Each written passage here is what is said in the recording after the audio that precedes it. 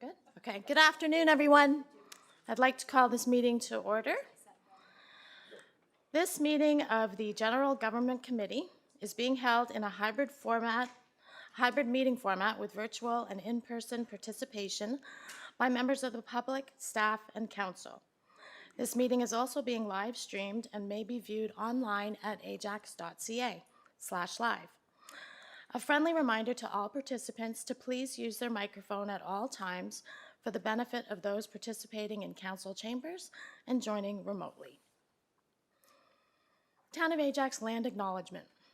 We would like to begin this meeting by acknowledging that the land on which we gather is situated within the traditional and treaty territory of the Mississaugas.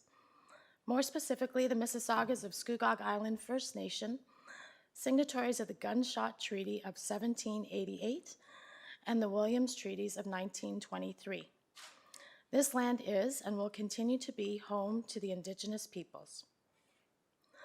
Let us acknowledge the mistakes and traumas of the past through authenticity and support truth and reconciliation. Let us engage and celebrate Indigenous communities by being leaders of action in acknowledging the United Nations Declaration on the Rights of Indigenous Peoples and the Truth and Reconciliation Commission's recommendations toward truth and reconciliation. Let us keep these principles close as we continue towards truth and reconciliation and as we move forward with kindness and respect as a community. Good afternoon, everyone. Is there any disclosure of pecuniary interest? Thank you. Seeing none, I do have a motion to amend the agenda to add a presentation from the Office of the CAO respecting the Canadian Mortgage Housing Corporation Housing Acceleration Fund application, and it must be dealt with prior to the adoption of minutes. This motion requires 2/3 of council, and I guess we'll do that now. It's moved by Mayor Collier, and we'll vote.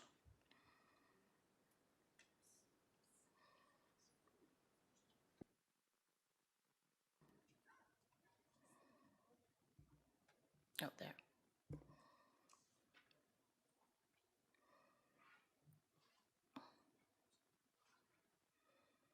And that is passed by everyone. Wonderful, thank you. We'll add that to the agenda. So we'll move to item 3 on the agenda, the adoption of minutes from the regular meeting of May 8th, 2023. May I have a mover, please? I see Councillor Tyler Morin. Are there any questions or comments regarding the minutes? Seeing none, let's vote.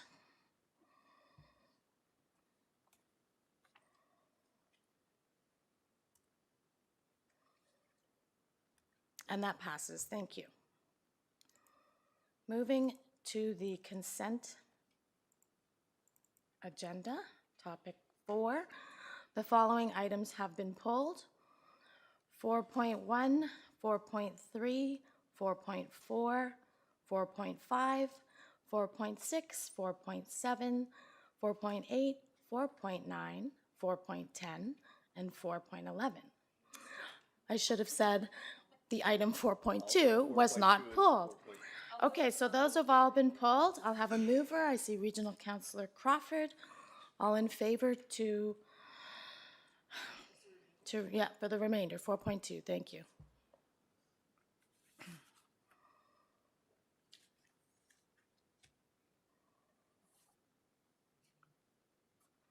Great, and that passes. Thank you.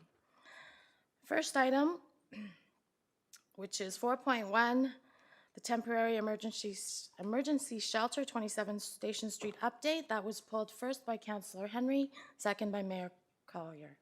No, sorry, not Mayor Collier, just Councillor Henry. I pulled it. Did you pull it? Okay. Oh, yes, you did. Okay, so let's go in order, please. So we'll start with Councillor Henry and then Mayor Collier. Go ahead, please, Councillor Henry.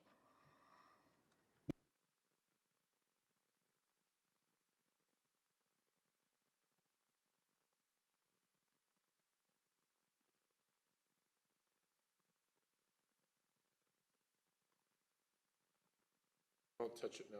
Now you. Okay, now you. Hello? Okay, we're on now. Hold on. Okay, so with regards to 4.1, temporary emergency shelter, I wanted to ask a question. And I don't know if this question would go back to Ms. Patterson, or through the CAO. So it's common knowledge that the plaza across the street, one day it's going to be developed. I'm curious as to what the plan for the homeless when this happens. Where will the two shelter locations be relocated to? And is there a plan to bring the two locations under one roof? Through you, Madam Chair, I will attempt to answer that, and I'm assuming Samantha's on the line somewhere if she wants to pipe in and fill in the gaps. I'm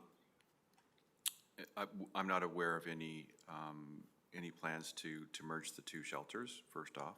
Secondly, what happens with the Community Faith Church shelter is not within our realm of responsibility or authority. We are not dealing with them, so I can't speak to that as far as what would happen to them after a development.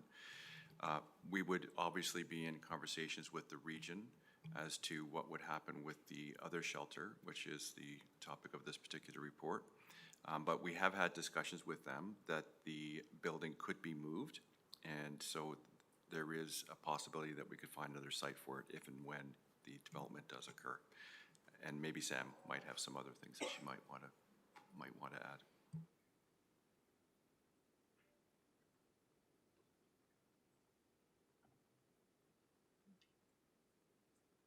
Is Sam on or no? Thank you. Thank you, CAO Baker. Is Sam online?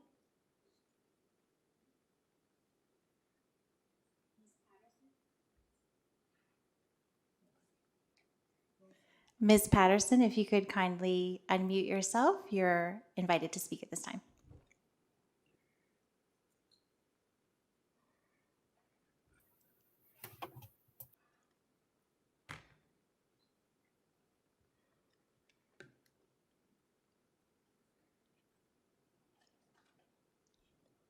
Yep, we can see her. Ms. Patterson, if you could kindly request to speak and unmute yourself.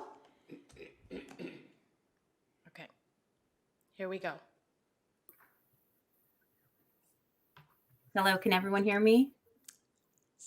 Thank you. I apologize for that. And through the chair, thank you, CAO Baker and Councillor Henry for your questions, and CAO Baker for filling in. We are working with the region under our lease agreement. There is a 60-day notice. I would imagine in the case of a development that we would have more than 60 days, but we do have 60 days that we can give the region, and then it would be their responsibility to find new shelter space.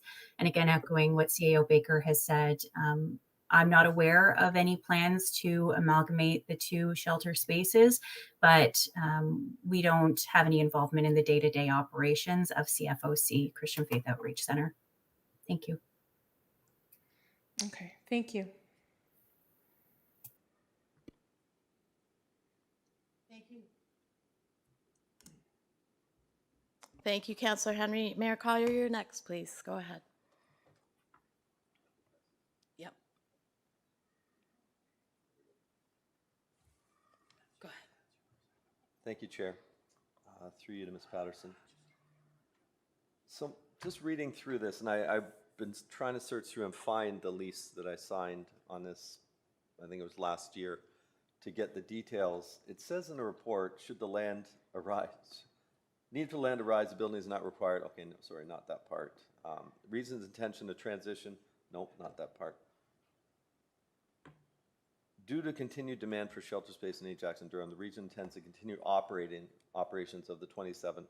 Like, what was the original intent? Was this originally intended to be a short-term, just warming shelter over the winter? Because that's not my recollection of the agreement that I signed. Through the chair to Mayor Collier, this lease was signed based on an urgent request from the region to react to a need for shelter space. I think at that time it was undetermined what the long-term need would be, but they have found after the winter warming season that shelter beds were fully occupied most nights. Since December 12th, 2022, there's been about 3,800 nights out of the elements for the individuals who have used the shelter space. And so they've determined that they have an ongoing need at this time. Okay, looking at page 17 of the agenda today, housing-focused shelters, additional improvements, it says a shift to housing-focused programming at the respite center would increase the number of services available. Does that also mean would increase the number of beds available? Are they looking to expand in that capacity, or are they still capped at the 30? Through the chair, there is no intention on changing the number of beds in the space. It will remain at 30. There isn't room to increase or I guess there's always capacity to remove, but there's no desire to remove shelter beds at this time. Okay, part of this, one of the stipulations in the agreement that I insisted on was that this be for Ajax homeless only, not to be bringing people in from across the region and from outside across the GTA. In speaking with some other people in other service areas, like Salvation Army, I'm told that is not the case, that there is people coming here from the region is sending people from many areas to the shelter, which is not in keeping with the agreement that I signed. Can you speak to that? Is there any accountability or any stats that come from the region to speak with who is being housed there, please? Through the chair to Mayor Collier, there is an intention to keep individuals who are unsheltered within their communities. It makes it much easier for the region to find shelter for them. People are typically more comfortable in their own communities. And that's the information that we have from the region. Right, but have they given us any specific statistics as to who, I mean, everybody there, obviously they know who they are. They have their names, they have their information, where they come from. Is there any of that given to us, or can we request that information? Because again, based on the knowledge, based on what I'm being told by other service providers in the area, the intent that we did this under is not being adhered to. Through the chair, we are told only Ajax residents, unsheltered individuals are using the space. I'd be happy to continue those conversations with the region on behalf of the town. Okay. Thank you, Ms. Patterson. I saw that Ms. McClarty wanted to speak, but she's dropped off, so I will, if you're finished, or do you have more questions? More. Okay, go ahead, thank you. Just the next talks about Durham Regional Police Service doing the bike patrol, but I understand that is to end in the middle of June. So what is the plan going forward to keep addressing some of the issues that are arising, not just from the shelter, I don't know if it's from there or not, but from the homeless population as a whole? Through the chair, I can speak to our relationship with DRPS. We've also brought on board Michaela Malcolm, our Strategic Initiatives Coordinator of Community Support. Since the shelter space has opened, we've developed a strong relationship with Durham Regional Police. I've been working closely to address issues as they arise, but I would welcome, I don't know if CAO Baker has any further comment on our relationship with DRPS as this program winds down. Yep. Through you, Madam Chair, we met with Durham Regional Police last week, and they indicated that, yes, because of staffing, vacations and so on over the summer, that they won't be able to provide the same level of support throughout the summer months, but they fully intend on the bike patrols starting up again in the fall, for the fall season. So then we started talking about different alternatives that we may have through the summer months about them having a presence in the plaza area, and we're still having those discussions. Okay. They were very receptive to the idea. Okay. And I can probably assist with that if when you get a little further along, you reach out as far as moving that along. But just back to my original question. So I'm trying to understand. The report says that they are going to transition to a respite center, which from reading the report, it makes me think that this was meant to be a temporary solution, that they now want to turn to a permanent solution, not just a warming center over the winter, but now to a permanent shelter. Is that in keeping with the original agreement that we signed, or are amendments going to be required? Through the chair, there will be no needed changes to the lease agreement that is in place right now. Right now, there is a 5-year lease in place for the region to use this as shelter space. Right now, it's the programming that they would like to change, improve, and make more offerings for those folks who are utilizing the shelter space. Okay. I will review this and if I have any other questions, but thank you. Thank you, Chair. Thank you, Mayor Collier. Next on the speaker list is Regional Councillor Crawford. Please go ahead. Thank you, Madam Chair. Through you to Ms. Patterson. It says one of the improvements for spaces includes a private fence, outdoor area, and showers. Are there currently no showers in there? Through the chair to Councillor Crawford. At this time, no, there are not any showers in the respite center. What clients of the center do is that they will go over to the Ajax hub.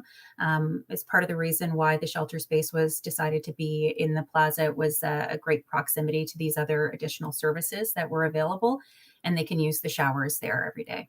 And the outdoor fencing, do you have any idea what that might look like?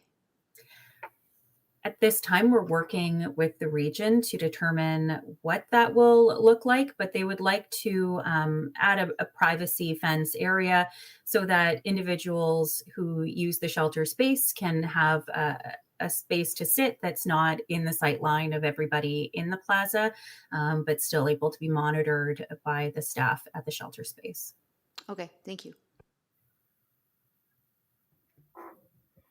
Thank you, Regional Councillor Crawford. Next on the list is Councillor Tyler Morin. Go ahead. Thank you, Madam Chair, and through you to staff. Has any other municipalities, do we know, have any other municipalities created or plan to create shelter spaces? Thank you. Through the chair to Councillor Tyler Morin. I am not the best person to speak to what the other area municipalities are doing. I understand that across the region, we are seeing increased demand for service and that others are reacting, but I can't speak specifically to what they're putting in place. Okay, and is there similar shelters as we have at 27 Station Street in City of Oshawa at this time? Do we know? Just a question. Yes, at this time, the city of Oshawa does have shelter beds. Okay, but no one else in Durham region? Okay, thank you. Through the chair, I understand that Whitby does also offer shelter beds. Sorry? The municipality of Whitby also offers shelter space, but I couldn't speak to exactly how many beds that they have available. Thank you so much. Thank you, Councillor Tyler Morin. Before I let Councillor Henry back in, are there any other questions? No, I just have one, and that is just to confirm, so it's a 5-year lease agreement. Thanks very much for the report, by the way, Ms. Patterson.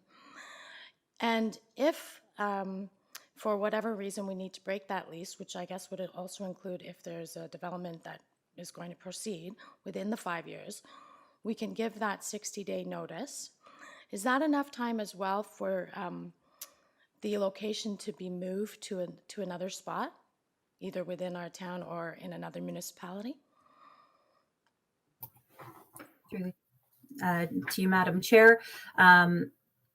I believe that would be up to the region to be able to determine how much time they needed. We were in consultation with them in the development of the lease, and they had asked for 60 days. As for a physical removal of the building, I'm not sure, but they seemed confident that that was enough time to find space for the individuals who are utilizing the shelter. Thank you very much. Councillor Henry, you can go back in. Thank you. Through the chair. So, being the new councillor, I'm going to ask some questions that might seem a little silly to my fellow colleagues, but just knowledge base here. I'm trying to wrap my head around this. So the CFOC is renting a space in the plaza, the hub, and then we as a town are allowing them to rent a building through the region, this temporary unit. Is that correct? Through the chair to Councillor Henry, CFOC is the contracted service provider from the region. So the region is the one that is leasing 27 Station Street. So are we as the town or the region, anyone looking to the future? Because the homeless are not going anywhere, let's face it. Mayonnaise is like $5-6 in Walmart. People are struggling with food security right now. We're going through a tough time. The homeless aren't going anywhere. We need to make sure we have space for accommodation. My concern is when the time comes for redevelopment of that plaza, whether it be tomorrow, a month from now, a year from now, 5 years from now, what's the plan in place here? And are we offering help to help bring them under one roof? Is the region offering that help, or is that not a plan in place at all? The region is the holder of the homelessness portfolio, and they are busy putting plans in place. They reported just recently at Health and Social Services on what they're doing. So they're putting those next steps into place and have recently seen an influx of investment to make those plans. We've also brought on board Michaela Malcolm, as I mentioned, and she is going to help the town build those relationships, work with local agencies to determine next steps for the town and to build those relationships. And through the chair, when you say the region is putting those plans in place, when do I, as a local councillor, see those plans, what they look like? Or do I? Chair to Councillor Henry, they are public plans that are going into place. They are working on finalizing those investments and how they'll be spent, but I'll be happy to keep all of council up to date, both myself and Michaela, and make sure that you're well aware of how these funds are going to be spread across the region and ensuring that we have appropriate local representation.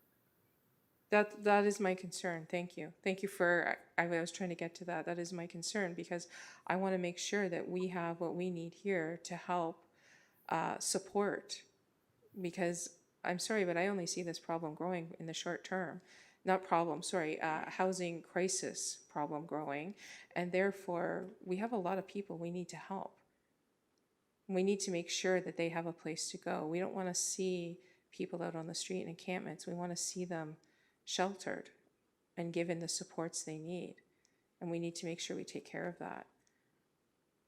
So I very much appreciate that. Thank you.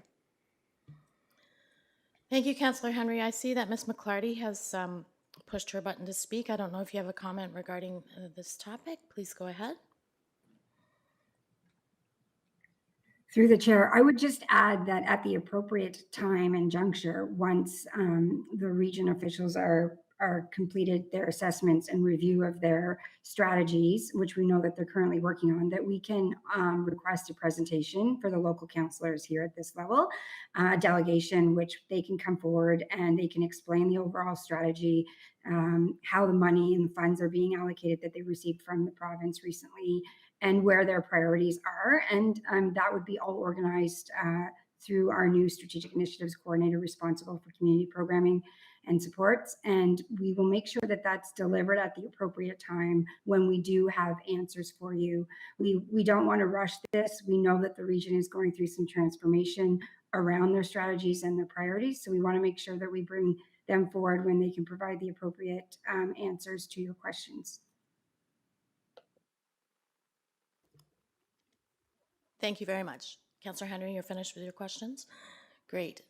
Regional Councillor Dyes, if you want to press your button, I'll get you to go next, and then the mayor. Thank you, Madam Chair. Just to you, Ms. Patterson, and you may not be able to answer this question, but it's come up several times now about restricting access to these facilities if they're not residents of a specific area. And I would think that that's against their rights and freedoms.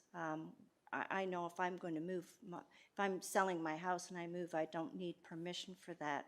I'm not going to a different country or a different province. So I just wonder if that's something we can look at, whether we are allowed to actually turn away people because they don't have that status in this community. Through the chair to Councillor Dyes, I'm happy to look into that. At this time, the intention is that the shelter space is to be utilized by individuals in Ajax who are without shelter. Thank you.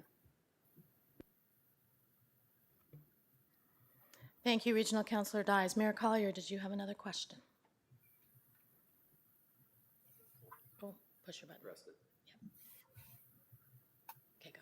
Here we go. Sorry, I'm just in the process of typing amendment and sending it to clerks, but I'm not quite there yet.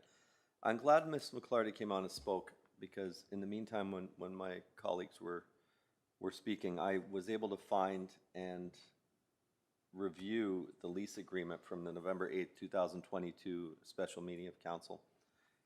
And I believe I am correct that the agreement that I signed says very clearly, for the purpose of operating a temporary emergency shelter, the term and agreement, and then the use, the premises shall be used by the tenant, Social Services Income and Employment Support Division, or its authorized agent, for the purpose of operating a temporary emergency shelter servicing Ajax's existing unsheltered population. And I think those words are important, and that's why I insisted that they were in there. Temporary and existing. So, to me, if the region wants to make changes to this, they need to come back and we need to revisit this agreement, because the changes that they are proposing, to me, aren't what we signed and what we agreed to. That's not a question, Ms. Patterson. It's just, I will be adding some of this through as an amendment, just as a follow-up to my original comment. I'd like to go ahead, and I want to send the amendment to the clerk. However, I'll just speak it and maybe you can type it up. So Mayor Collier, before you do that, I saw Ms. McClarty may have wanted to add a comment there, if she does. Go ahead. Through the chair, I did originally, but Mr. Mayor did note that it wasn't for comment from staff, so I'll just leave his amendment move forward. Okay, thank you. Mayor Collier, if you would like to go ahead. So I'd like to add the original recommendation, which I'll now call A, is just to receive for information. I would like to add an amendment, which is item B, that staff be directed to report back to council on the demographics of the, what should we call them, clients of the shelter to date. And item C, that a report come back to council on exactly the changes the region is looking to make prior to any changes being made to the current operation of the shelter at 27 Station Street. And I hope that's not too fast. And I would just like to speak to it quickly. I don't think I need a second or GGC. 5 years ago, when we started things like the locker program, for instance, you know, homelessness is pre-COVID was becoming more of a problem, and we wanted to do things to help benefit. And I said very clearly at the time, I'm willing to address a problem, but I'm not willing to do things that are going to make an existing issue worse. I see this getting worse, not through things we've done, but what I'm told by other service providers is, if you provide the services, they will come.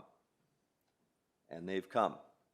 And we provided a number of services, and we've just seen the problem getting worse and worse and worse. And now we're in a situation where we have a temporary fix to get us through the winter months, looking to be a permanent fix, but I don't see it as a fix. I know that there is, and I don't know the percentage, but a decent percentage of the homeless population that just want to be homeless. They know the shelter situation. Like, the police have cleared out 15 shelters so far this year, and 7 of them have been the same person who knows the system and works the system. And it's a big problem. It's a drain of resources from DRPS, from regional support staff, from a number of things. I'm not convinced that by allowing this to make changes and go ahead in that way, one, I'm not convinced that our current agreement has been followed, and I would like to see proof of that, which is, I think, is a reasonable request. I haven't polled my council colleagues of how many complaints you get, but I get my fair number of complaints as far as the situations around the Tim Hortons and the plaza and the business owners. I know the Durham Regional Police Bike Patrol ends middle of June. Thank you for sharing. It's $70,000 if we want it to continue through the summer. The region has just made a amendment to their policies at our last council meeting, funding Oshawa cleanup and costs that they're incurring at the region up to a threshold of $500,000. Their current costs are $1.4 million. They have ongoing operations, cleanup every day, police, security. Their cost is 1.4. The region is funding $500,000 of that. Well, guess what? We pay 18% of that $500,000. Ajax is funding these types of things outside of Ajax, yet we have problems here. And I'm not trying to correlate that our problems are directly a result of our lease agreement at 27 Station Street, but I would probably be willing to bet that they're a part of it. And before we expand this, I think it's incumbent on us to recognize the other complaints we're getting from the residents of Durham that elected us to represent them, and at least get that information so we can make an educated and informed decision on whether we want to move forward on this. So I'll leave it there. Well, I'll ask a recorded vote. Thank you, Mayor Collier. I saw CAO Baker's hand up. Please go ahead. Thank you, Madam Chair. I was just going to suggest that, Sam made a quick comment that these are services that are provided by the region. The agreement that we made with the region was that we would provide the space and that's it. Everything else was to be under their control, their management, as per the lease agreement. I would be more comfortable with us asking the region to come back and answer these questions instead of our staff actually standing in front of these questions, because it is their responsibility to be managing the lease as it was signed, and that way you can have a complete conversation with them. So just further, Madam Chair, if I could, Go ahead. I'm perfectly fine with changing item C, that regional staff report back to council on the specific changes the region intends to make, if that's is more. I think you are correct that they would be more appropriate. I'm happy to make that amendment as a friendly. Are there any questions regarding the amendment? Okay, seeing none, so we have an amendment moved by Mayor Collier that the recommendation, do you have one, Councillor Henry? Go for it. So with regards to the amendment, that staff be directed through the chair to come back to council with the demographics. I don't even know how to word this. Is that even legal? Can they ask those type of questions in a shelter? Can someone let me?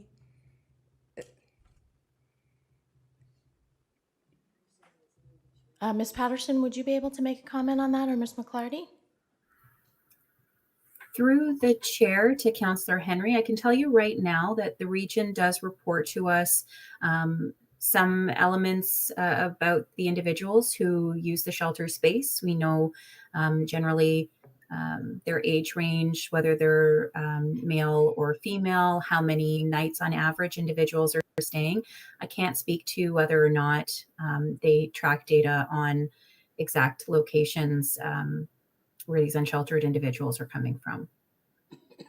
Sorry, through the chair, that is my question. The exact data that, like, I would assume they were providing data about female or male or gender identity, but for where they've come from, I don't know how you would ask that of a person who has no home, or what they'd be able to provide you with, because sometimes they're traveling. They're trying to find the safest spot that can accommodate and house them. So we're not going to get in any trouble by asking this question, correct? I'd like to ask Ms. McClarty, who's asked to speak, to go ahead. I think you want to address this.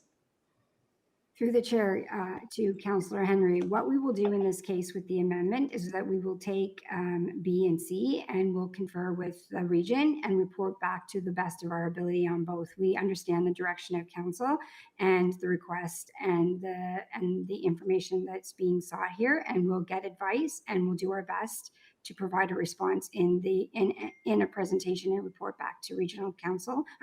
Council by the region. Okay. I personally never thought this was going to be a temporary. This was something that was growing, and that's just my comment there. I'll leave that at that. Thank you. Thank you. I see no other questions regarding the amendment, so the amendment moved by Mayor Collier that the recommendation be amended by adding the following. Point B, that staff be directed to report back to council on the demographics on the clients of the shelter to date. And point C, that regional staff report back to council on the specific changes the region intends to make prior to implementation of any changes. That's good, Mayor? Okay. No more questions or comments. Let's vote, please.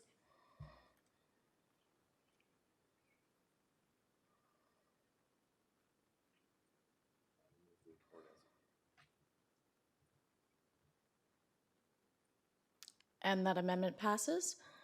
And now we will have the main motion as amended, moved by Mayor Collier. Any questions on that? Okay, and we'll vote, please.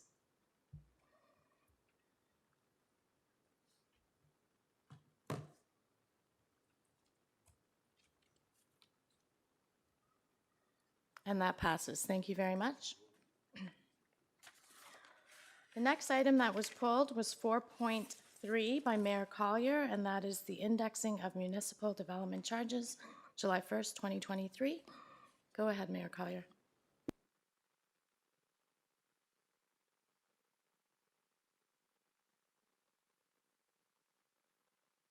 Thank you, Chair. I'm just trying to get to the report, page 23.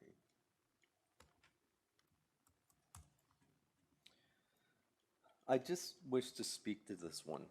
I don't have any questions to staff. I just want to point out, and I'm sure council is aware, but just for anybody who may be watching, that this report indicates an increase of 12.5% over the index we used to calculate last year. And I've seen quite a bit of criticism on different social media and other areas, because I've broken from tradition, actually had a look this week at some other things, and there's some things being said that simply are not true about the increases that we did through our budget process. But during our capital budget process, I was very clear on a lot of our overages, and we have a couple of other reports in this agenda where we've got significant overages on what we had planned. So I just wanted to make that point, is that these are the type of increases that we're dealing with. 12.5% 1 year. When it comes to a road, if a road is $1 million, it's all of a sudden 1.25. And that's almost every year it will go up by that 10-12% we've seen. So these are the pressures that we're experiencing, and I just wanted to make that public sort of statement to people who are watching. It's not realistic to go online and be talking about 0% or CPI or whatever else. CPI, by the way, is probably about 8.5, which doesn't apply to us, but it is an important statistic I just wanted to point out. Thank you, Chair. Happy to move the report. Thank you, Mayor Collier. Are there any other questions or comments from council? Okay, seeing none, I see Mayor Collier that the report on indexing of municipal development charges be received for information. Let's vote, please.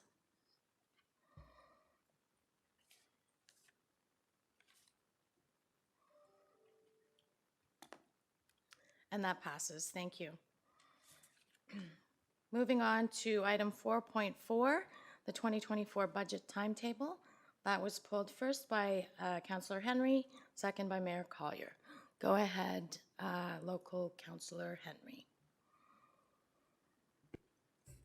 Thank you, through the chair. So my question is, and if I'm understanding this to Ms. Valentine correctly, is that December 18th is when we want to have the budget distributed for the 2024 operating and capital budget to council. And then the budget to go publicly, out to the public January 3rd, with a budget at council for January 15th. That is correct. Through the chair to Councillor Henry, yes, that's correct.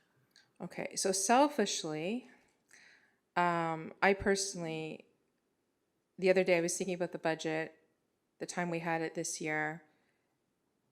For me, that's going to be an anniversary of something not good in February. So selfishly, I would love to see this come forward in January. However, as an elected official and a representative, the last thing I want to do is have the public think that we're trying to push them out of an open consultation process. That is my concern here, because December 18th for us, over that break, and then to be looking at the budget, and then going out January 3rd to the public, and then having it come before council January 15th, we're still in,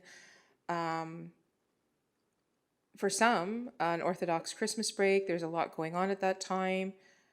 I have concerns with the public having the availability to be able to go over this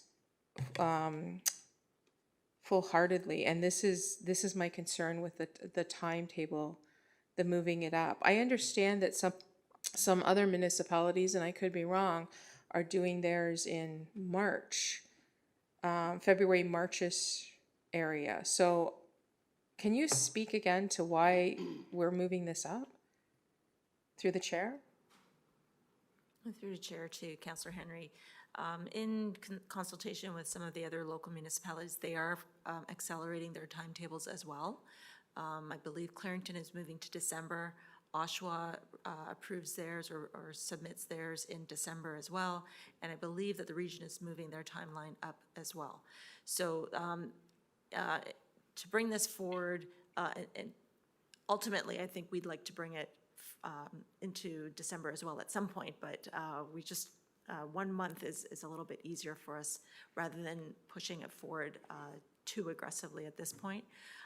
There is a lot of work that happens at year end, which conflicts with the budget timetable. So the same staff are working on budgets as well as year end. So that's one of the reasons we're pushing it forward. Another reason is because we're trying to get capital projects out onto the street and tendered earlier. We're trying to accelerate the timetable a little bit. So through the chair, you said Clarington. You mentioned the region, Clarington, and Oshawa. Oshawa. And is this an issue with the regional budget being so close to our budget? With a time for a fulsome time for comparison from regional? Through the chair, I can't speak to the time that regional council would need to review, but what we're proposing here in this timetable provides for council to have about a month of review time, the public 2 weeks. We're trying to provide that information to the public more timely. It used to be, as I recall, about a week in advance, so we're now providing them 2 weeks in advance to review the full document. Okay, those are my questions for now. Thank you. Thank you, Councillor Henry. Mayor Collier, go ahead. Thank you, Chair. Through you to Ms. Valentin. I understand this year we did our, or what year is it? Yeah, 2023, we did both our capital and operating budgets because of the election in the fall, which every 4 years we'll have them combined. But this forecast or this timetable here has our operating and capital budgets combined again, and I'm wondering why. Through the chair, in discussions at senior management, it was decided that it's beneficial to come forward together, as there are some items in the capital budget that do impact the operating budget, and thought that it would be more in line for council to see both budgets coming forward together. Okay, but since we established the financial sustainability plan over a decade ago, I think, we moved the capital budget to December for the exact reason of being able to get out to market with our RFPs and go to tender early in order to get preferential pricing. What has changed with that? Because if we wait till, in this case, January, that's going to put us a couple months down the road before we can actually get things out to tender. What happened to that whole concept of getting out early and saving money? Well, we are still intending to get out early, so our procurement section will have the projects identified. They just won't put them out on the street, but all the bid documents and such will be prepared. But we will wait until council approves the final document before they can put them out on the street. If there are immediate needs, then we would look to do a pre-budget approval as well if required. But we are trying to accelerate a little bit to ensure that these things can come forward. Okay. And just to follow up on Council Henry's question about timing with regards to in here it says May 2024, we will have our 2023 operating budget surplus report and net year end. And I've spoken many times about I do not like approving the budget, operating budget, when we don't know what the surplus or deficit is from the year before. I don't recall, but I looked back at the May agenda just now and I didn't see that report on the May GGC, and it's not on the June, so we still don't know what the 2022 surplus or deficit is yet, do we? Through the chair, I believe it was May that it came forward. We have to have the surplus allocated before the financial statements are completed. Okay, I just looked very quickly. I didn't see it. So, okay, I'll go back and look at that. But to me, I quite honestly would rather have the budget come after we know what the surplus or deficit will be. Through the chair, if I can speak to that, that would be very difficult for staff to take on any new initiatives in the year if we bring forward our budget in May or June. Just my question, I guess, is you spend all the time working on the budget earlier. If the budget came after, wouldn't that be able to accelerate knowing what the surplus or deficit is the year end?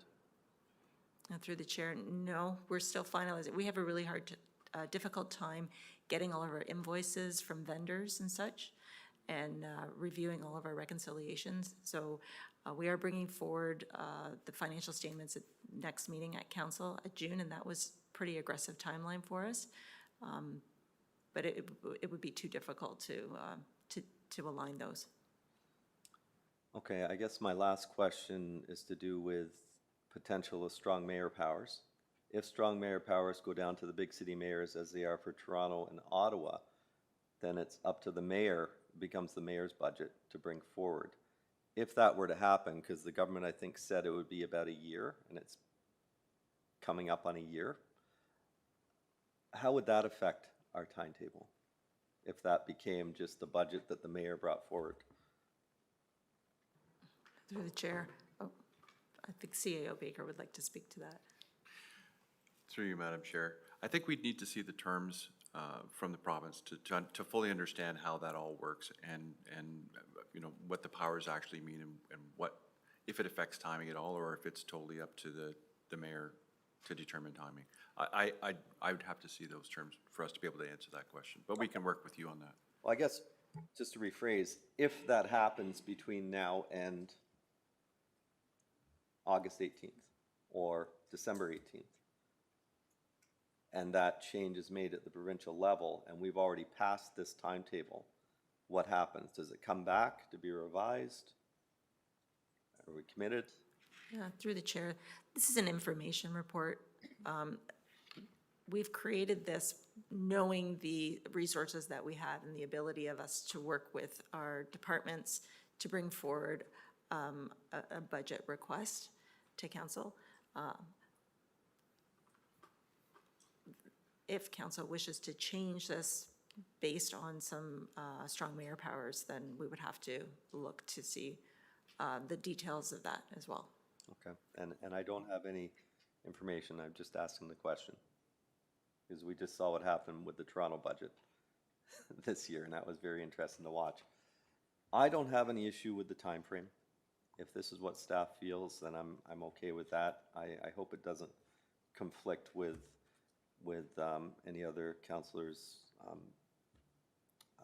things, agendas that they have or commitments that they have.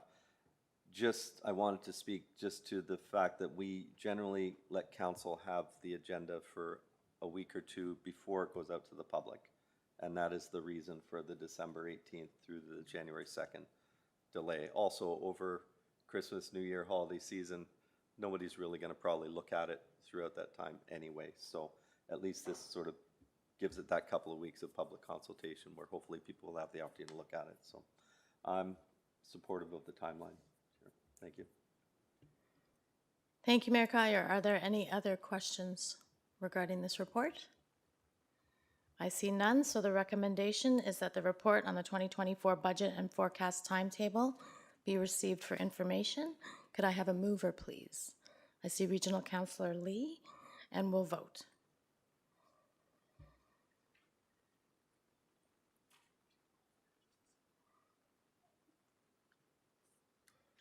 And that passes. Thank you. So the next item that was pulled by Mayor Collier is 4.5, Annual Investment Report, January 1, 2022 to December 31, 2022. Mayor Collier. Thank you, Chair. And I did have the opportunity to ask Ms. Valentin a number of these questions before. So I guess, just a couple of points. I just, based on the investment strategy, I still don't feel that this is meeting the spirit of what council wanted when we created this investment strategy.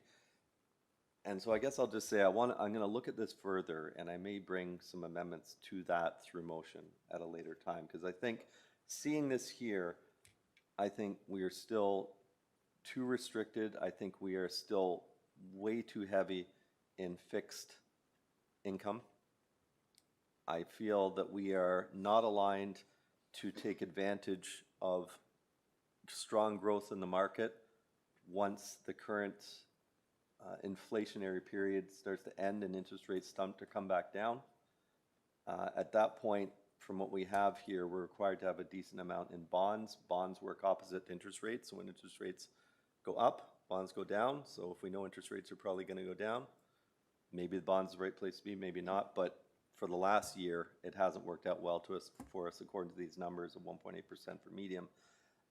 I think this needs a little bit of some tweaking going forward. So I'm not prepared to make the motions today, but I see there are some recommendations in here for some amendments, one of which we talked about earlier was the allocation in the banks. Our current policy says that you can't have more than 25% in any one specific Class A or Class 1 Tier 1 bank, which we currently are outside of in this policy. That needs to be changed. I get that. I'm fine with that.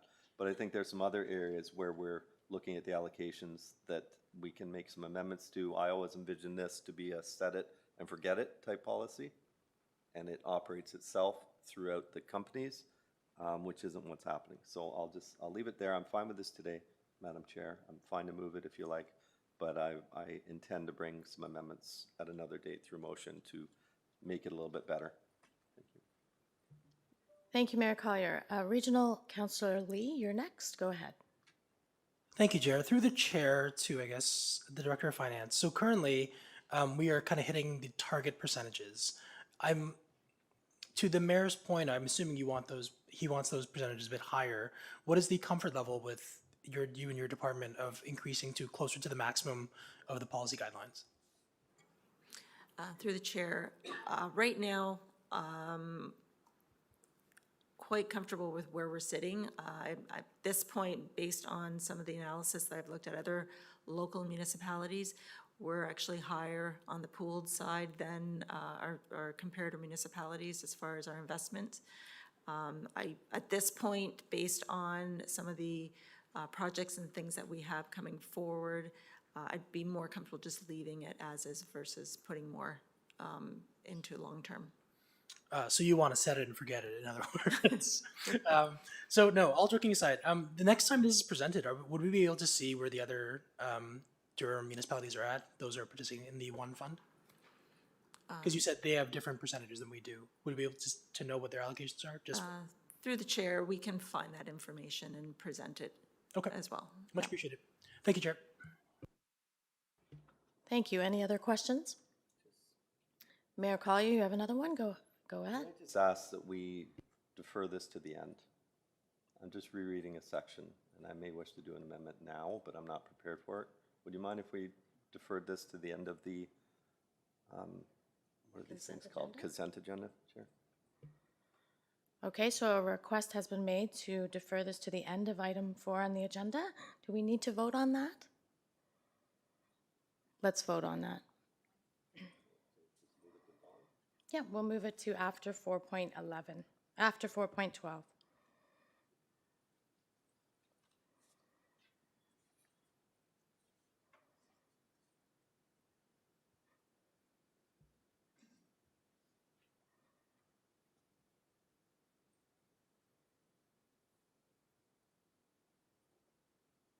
Thank you, and that is passed. Phew. Okay, so let's move, Mayor Collier also pulled item 4.6, contract award fire station number 2, renovation. Go ahead. Very simple, thank you, Chair. Just, there's wording in here that near the end of the report that basically speaks to the level of the reserve. And we, as a council back in, I think it was February, directed staff to look at debenturing, potential debenturing versus cash payment of vehicles and equipment over 100,000, and I expected that to be capital improvements as well. But the report speaks to debenturing that portion. I guess my first question is that because of the pending report coming on our June 19th council, based on the council direction, or is that just because the level of the reserve doesn't have enough on it to fund the capital project? Through the chair to Mayor Collier. So our current debt policy does speak to the ability to take out debt for facilities and such. The current level of our development charge reserve for the fire services is actually in a deficit position.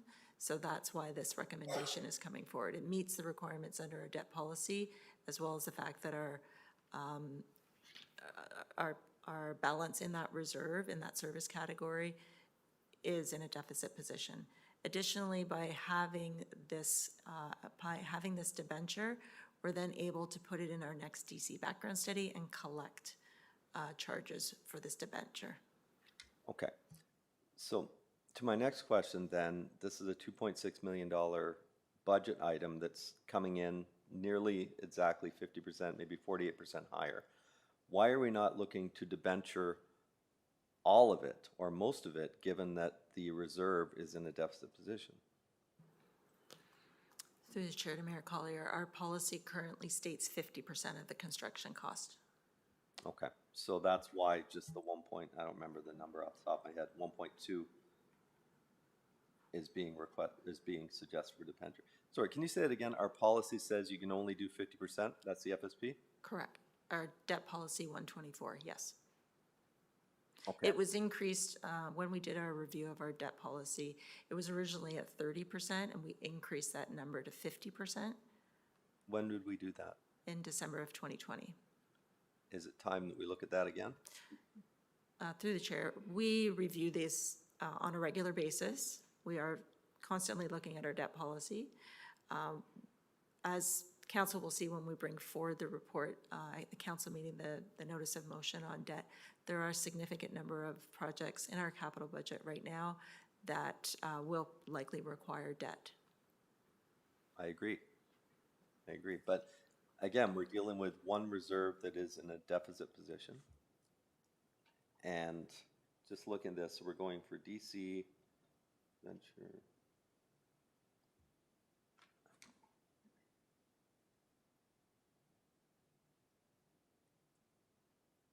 Are there any other projects that you're aware of coming forward this year that are going to be in a similar situation? Through the chair, at this point, I'm not aware of anything else right now. Okay, because I think we should be looking at that debt policy sooner rather than later, potentially, if we are. I don't want to see reserves get to that level.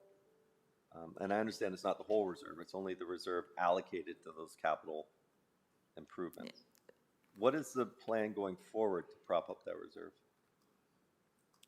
Through the chair, well, we're in the midst of doing a DC background study update, and the balances and the reserves are all reviewed based on the requirements moving forward. So we're just relying, at this point, the calculation will be determined based on the reserve balance and the requirements of the need of that service category. There is sufficient funds in the DC reserve as a whole that can help balance off that service category. Well, I guess knowing that if we debenture this, or a portion of this, we can then add that as far as DCs and collect a portion of it back, makes me even more interested in looking at this and looking at that 50% versus a higher amount debenture for a couple of reasons. But, I mean, in this case also, there was a report, I think it was 4.2, that talked about the DC background study. And given the changes in Bill 23, instead of doing it every 5 years, it's now every 10 years, so we're good till 2028. Will we look at this before 2028? Through the chair. In that report, we've also identified that we'll be bringing back another recommendation to council before the end of the year. So we are looking at the cost escalations, and we don't feel at this point that it would be in our best interest to keep it for the full 10 years, but again, we'll have to do the analysis, but we will be bringing something forward to council before December or by December, which will identify whether we move forward or if we're comfortable. There are a couple of challenges with that based on the discounting of the charge and all the requirements and the exemptions that Bill 23 has brought forward. Okay, but none of these would be rental property related or those type of DC reductions, I don't think. I guess my last question is, I'm sorry, I'm a little bit off topic now talking about DCs, but is it up to the municipality to redo their DC or review their DC bylaw when they feel appropriate, or are we restricted now to 2028? Through the chair, no, we're not restricted. We must do it before the 10 years, Okay. but we are allowed at any point between that 10 years, within that 10-year time frame, to do it. Okay. Thank you for that. Good. Thank you. The next speaker is Councillor Tyler Morin. Go ahead. Thank you, Chair. And I just want to get this straight. So I imagine the process for design probably goes back a year, and estimates go back a year. But I think just a few months ago, we approved the capital budget, and about 100 days later, this is coming back at 30% higher, an extra $700,000. These are all questions. So how does it go up by $700,000 in about 100 days? Because the ask was only about 100 days ago, I'm estimating. So was it just inflation? Just wish somebody could speak to that. Thank you. Through the chair to Councillor Tyler Morin, I will start, and then I have Lindsay Sinclair on the line as well, who can speak to the more specific details. You are correct in that the detailed design process starts out sort of approximately a year plus. Having said that, our capital budgets are developed and submitted generally in a September timeframe. So from when we make this submission, in this case, in that September-October timeframe, there still are a number of things that the design process is working its way out, and particularly as it relates to building permit requirements and so forth. There's still meetings that are ongoing with the end user being obviously Fire and Emergency Services, but there are a few technical components that did come to surface over the last 4 to 6 months that do have an impact on budget. So part of it is cost increases as it relates to inflation, but there are a couple of specific items that I'll ask Lindsay Sinclair to speak to in more detail. Lindsay?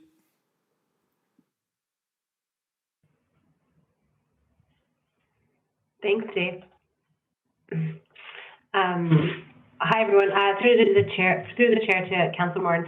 There were a number of design items that came up. I would say early in the year, around January, we completed an electrical load study of the building and determined that the electrical load would not support the renovations that were planned. This also led to the planned replacement of the generator. And so those aspects just came in kind of early in this year. We were aware in April that our construction budget was likely not going to be suitable with our estimate that we received. And we followed our process and still tendered the project and have come to council to request the additional funding.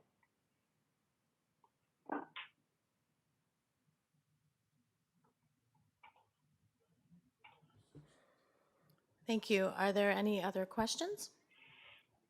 I just have one quick one. Have we used this company before, this bidder, the winning bid?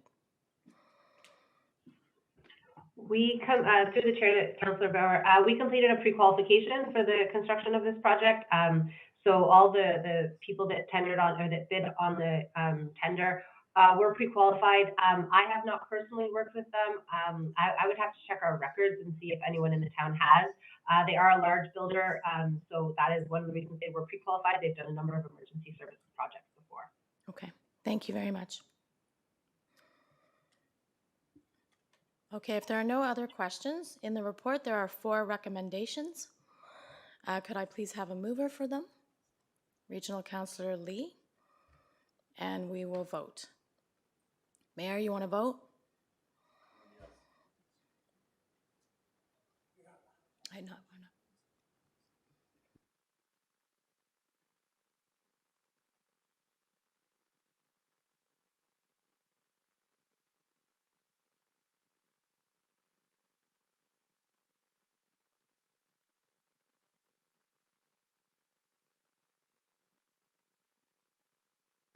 And that passes. Thank you. Moving to 4.7, contract award Meadows North Neighborhood Park construction. We have local councillor Henry, followed by Mayor Collier. Go ahead, Nancy. Thank you. So through the chair, with regards to this, so this would go to Director Meredith, I believe. Am I to understand where there's an exceeding amount that we're asking for here today, correct? Through the chair, when you say exceeding, are you referring to budget? Yes. It is a project that's come in over budget based on the tendering process. That's correct. Okay, so my question through the chair was, has the town worked with this company before? And if so, is there a history of exceeding the budget, the project bid budget, the bid for the budget? Is there a history of this? Is this the first time we're working with this company? I guess I do have Tan here, who is the landscape architect involved with this project that can speak to the bidder themselves. What I will say with respect to the bid is an open process through procurement, so there really is no direct relationship between the actual bidder and the bid results. As I said, it is a public process, and those that are deemed to be qualified are considered, and those proposals are evaluated. So regardless of who the bidder is, it is an open public process. Understood. And please, I was not implying otherwise. Understood. Okay, but I will ask Tan to speak to the contractor that is being awarded this project.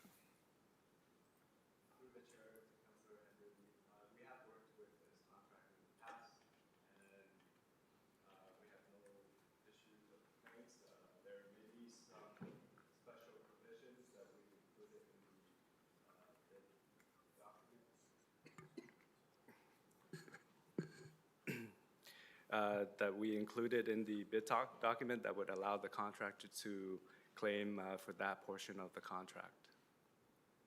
Okay, and the reason I ask these questions is, again, because over budget and things are tight. Another question is with regards to the mail out. I noticed there was a comment in there about the mail out that would be going to the residents to allow them to know that this was happening. How wide is that mail out in general? Through the chair to Councillor Henry, I believe we do that in 1 kilometer radius, Director Meredith? Just to speak to that, we do have an area where it goes beyond just the residents that back onto it. Typically, we look at about a 400-foot, about 120-meter radius, similar to what we would do sort of from a planning application perspective. So you'd probably get, you know, people on both sides of the road on properties that are adjacent to this park. Excellent. Okay, that's what I was getting at. I want to make sure that we're getting it out far enough that you know people aren't in shock by this when it's happening, right? Because it's going to go on for quite some time. How long would this project take to for fruition to go to completion? I believe that's going to be till the end of this year at some point. I understand that we'll come across production, getting products can be an issue at times. But for now, we are targeting for the end of 2023 for completion. Okay, those are my questions through the chair. Thank you. Thank you, Councillor Henry. Director Valentin, did you want to comment on that? Thank you, Chair. Just to Councillor Henry, just wanted to make a note that this was a very competitive bid. We had 9 contractors that bid on this, and this was the lowest bid. So we're quite happy with the volume of competition that came by, even though it's still over budget. It's just the market that we're faced with right now. Thank you. Are there any other questions? No, Mayor Collier does not have a question on this report. My mistake.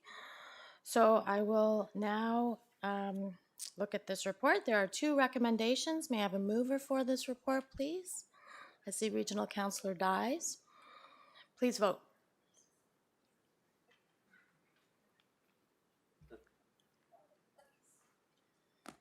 You are so distracting.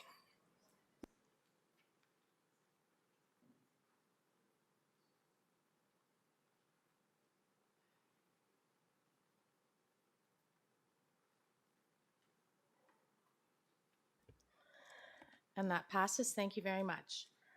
So that was 4.7. 4.8 was pulled by Councillor Henry and Mayor Collier. Councillor Henry, go ahead.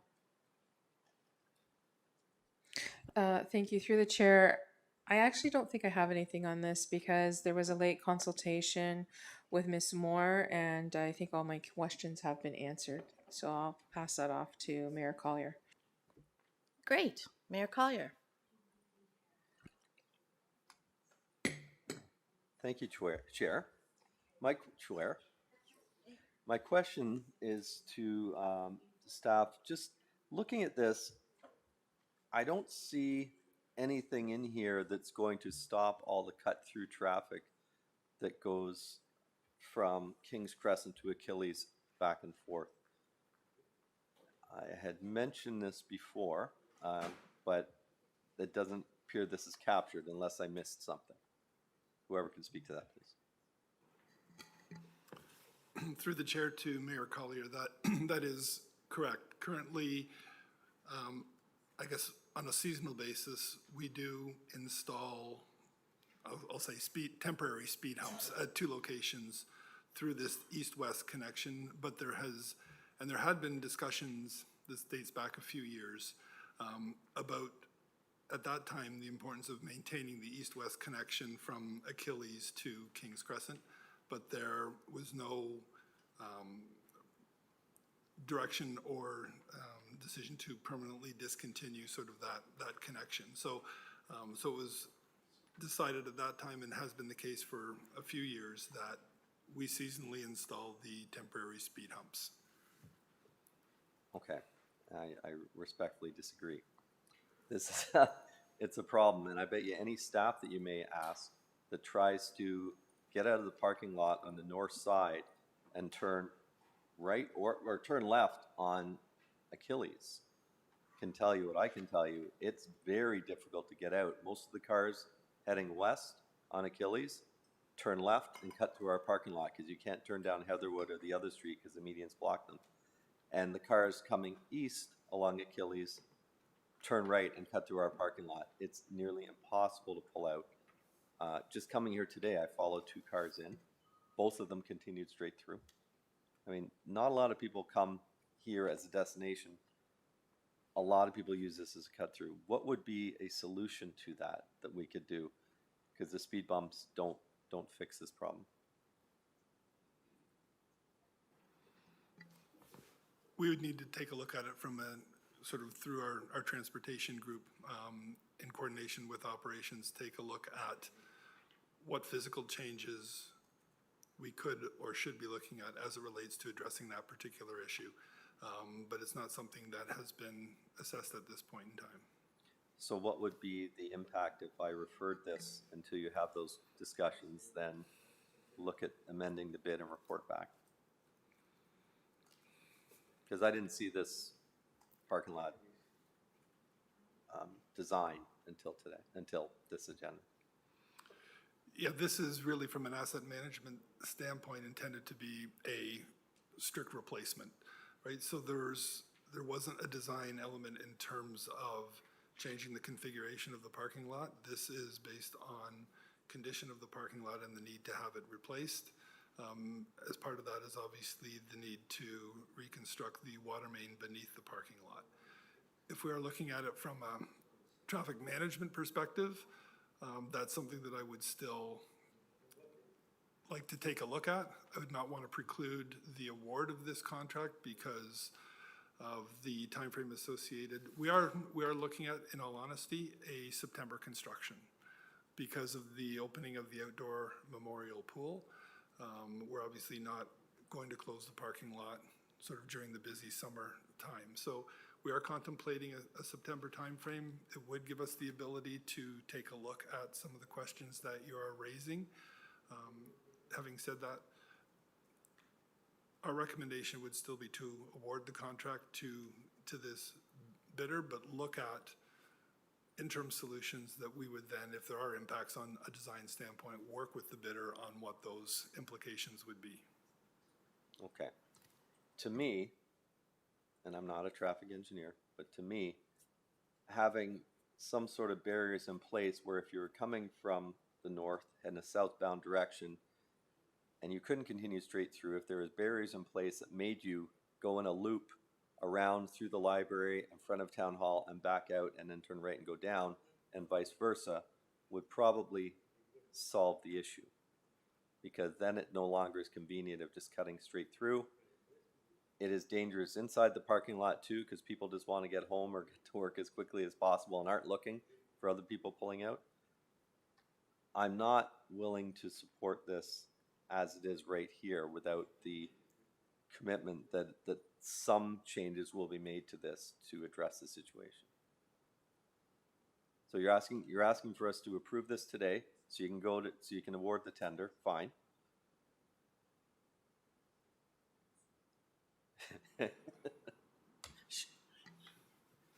What? Give me some direction. What we could try to do between now and The 19th? either the 19th or the special meeting on the 27th, if that was an option, to look at some interim design solutions that we could present to council at that time. Perfect. So Madam Chair, I'd like to refer this to the June 19th. That's enough time, June 19th, or do you want June 27th? I would suggest June 27th if that's possible, just knowing the turnaround times. Okay, I'd like to make an amendment, Chair, to refer this item to the June 27th special meeting of council. Please. Okay, before we proceed with that, there are two other members who have questions, so we'll do those first and then we'll work on the amendment. So the next speaker is Councillor Henry. Go ahead, please. Thank you, through the chair. I am, if you don't mind, I'd like to say I will support Mayor Collier's comments. However, I would like to keep in mind that we use this parking lot for other things as well, as including the Santa Claus parade, different parades, different things we do, and reconfiguration involving a loop might be a little difficult. I just wanted to throw that mindset in there. That's my only comment with regards to that. Thank you. If it's not a question, then I will move to the next speaker, which is Regional Councillor Lee. Go ahead. Thank you, Chair. Aside from the anecdotal kind of examples Mayor Collier gave, have we actually had any accidents in this parking lot? I've only been on council for like 5 years, so I don't know the full breadth, but like None that I'm aware of. I'm sure there may have been fender benders, as there are in lots of parking lots, but nothing that we've Nothing as a result identified of from. cut-through traffic as far as you are aware, correct? Correct. So I'm just wondering if we're not just kind of creating our own problem. I guess, of course we use it, so we see it, but it's no different than a resident saying, they're speeding on my street because they see it all the time. Are we not just kind of creating extra work because of hypothetical issues that exist, but aren't necessarily as prevalent as they appear to us? So that's my feedback. I don't think I will support this. I think we need to get this done as soon as possible, as we see with rising costs. Thank you, Chair. Thank you, Regional Councillor Lee. I see Regional Councillor Crawford. Go ahead. Yeah, I mean, I have never really been hit, but I've certainly had a few close calls for sure. I just feel like it's used as a road. I jokingly said to the mayor, should make it a community safety zone. No one else found it funny except for him. But it does appear to be used as a road and not a parking lot. And I don't know, like I think I said one time about having an arm down the entrances so that you would be able to limit how many people could go through. That would force the traffic to loop around if you didn't have a pass to get through. But I don't know what the cost of that would be. Thank you. Are there any other questions? So I don't have a question, but I do have a comment because I use that parking lot as a cut through to my own neighborhood. And I'll just say that I've used it for years for longer than I have been a councillor. I have never seen a multiple number of cars blocking through the area to wait to turn through it or to wait to get through it. I've never seen an accident. I've never seen anyone speeding through it. And that is thankfully because of those temporary speed bumps that sometimes are such a hindrance to me that I will go the long way. So I don't support an amendment. However, I'm happy to, I do go the long way. So anyway, those are my comments, no questions. Thank you. And Mayor Collier, what is your amendment?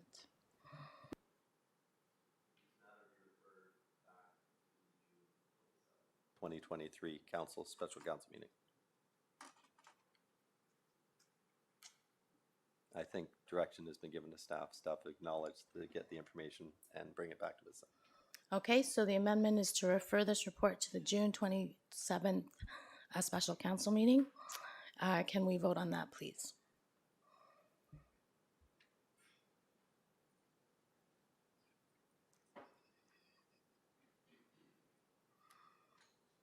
And that passes. Okay. All right, moving on. Thank you. We'll go to item 4.9, which is the contract award Rosslyn Road widening from Westney Road to Lake Ridge Road detail design. That was pulled first by Councillor Henry, second by Mayor Collier. Go ahead, please, Councillor Henry. Thank you, through the chair.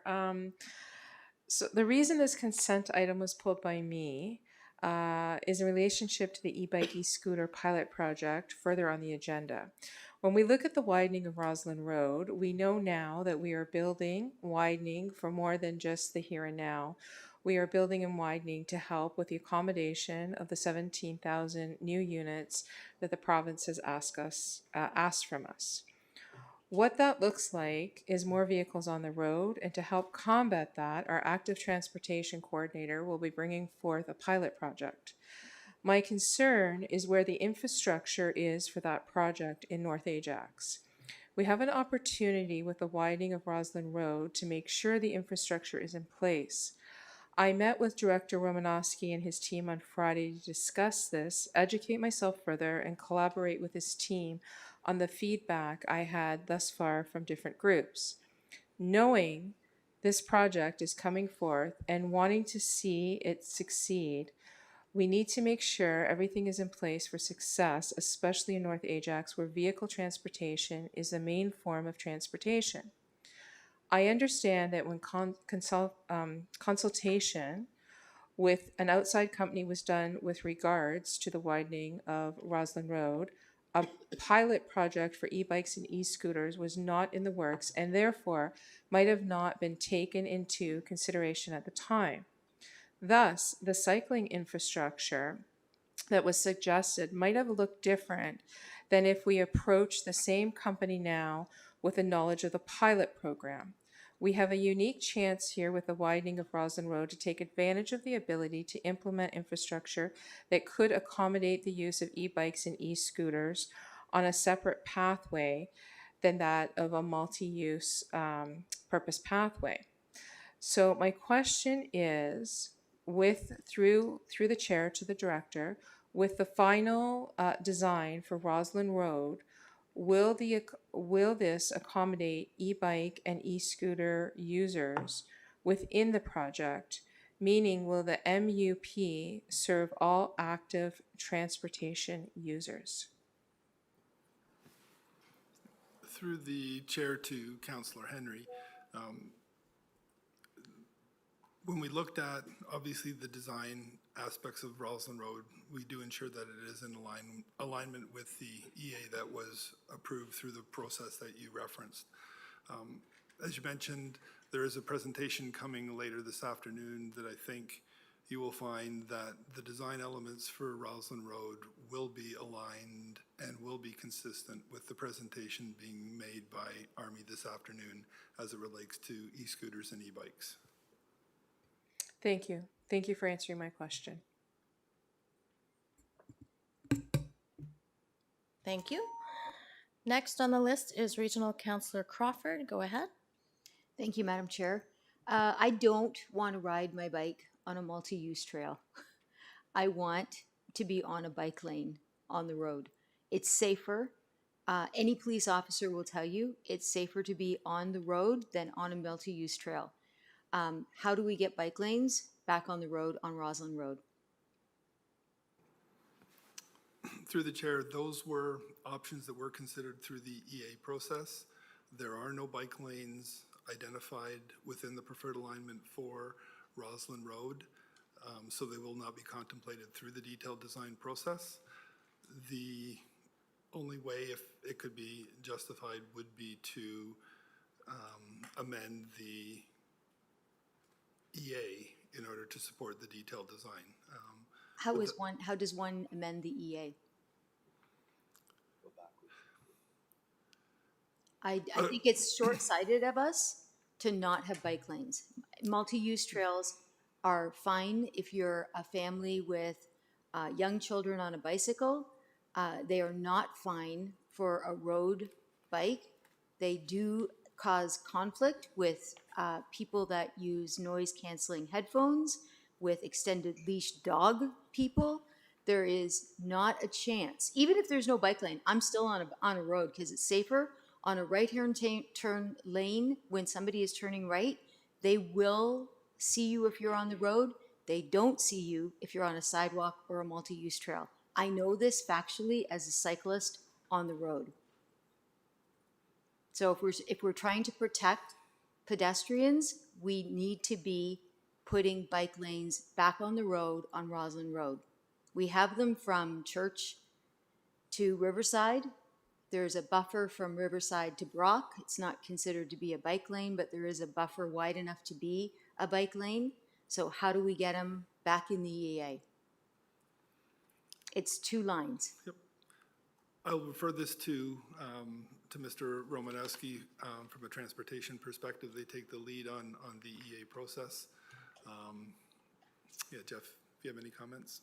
Yeah, through the chair to Councillor Crawford.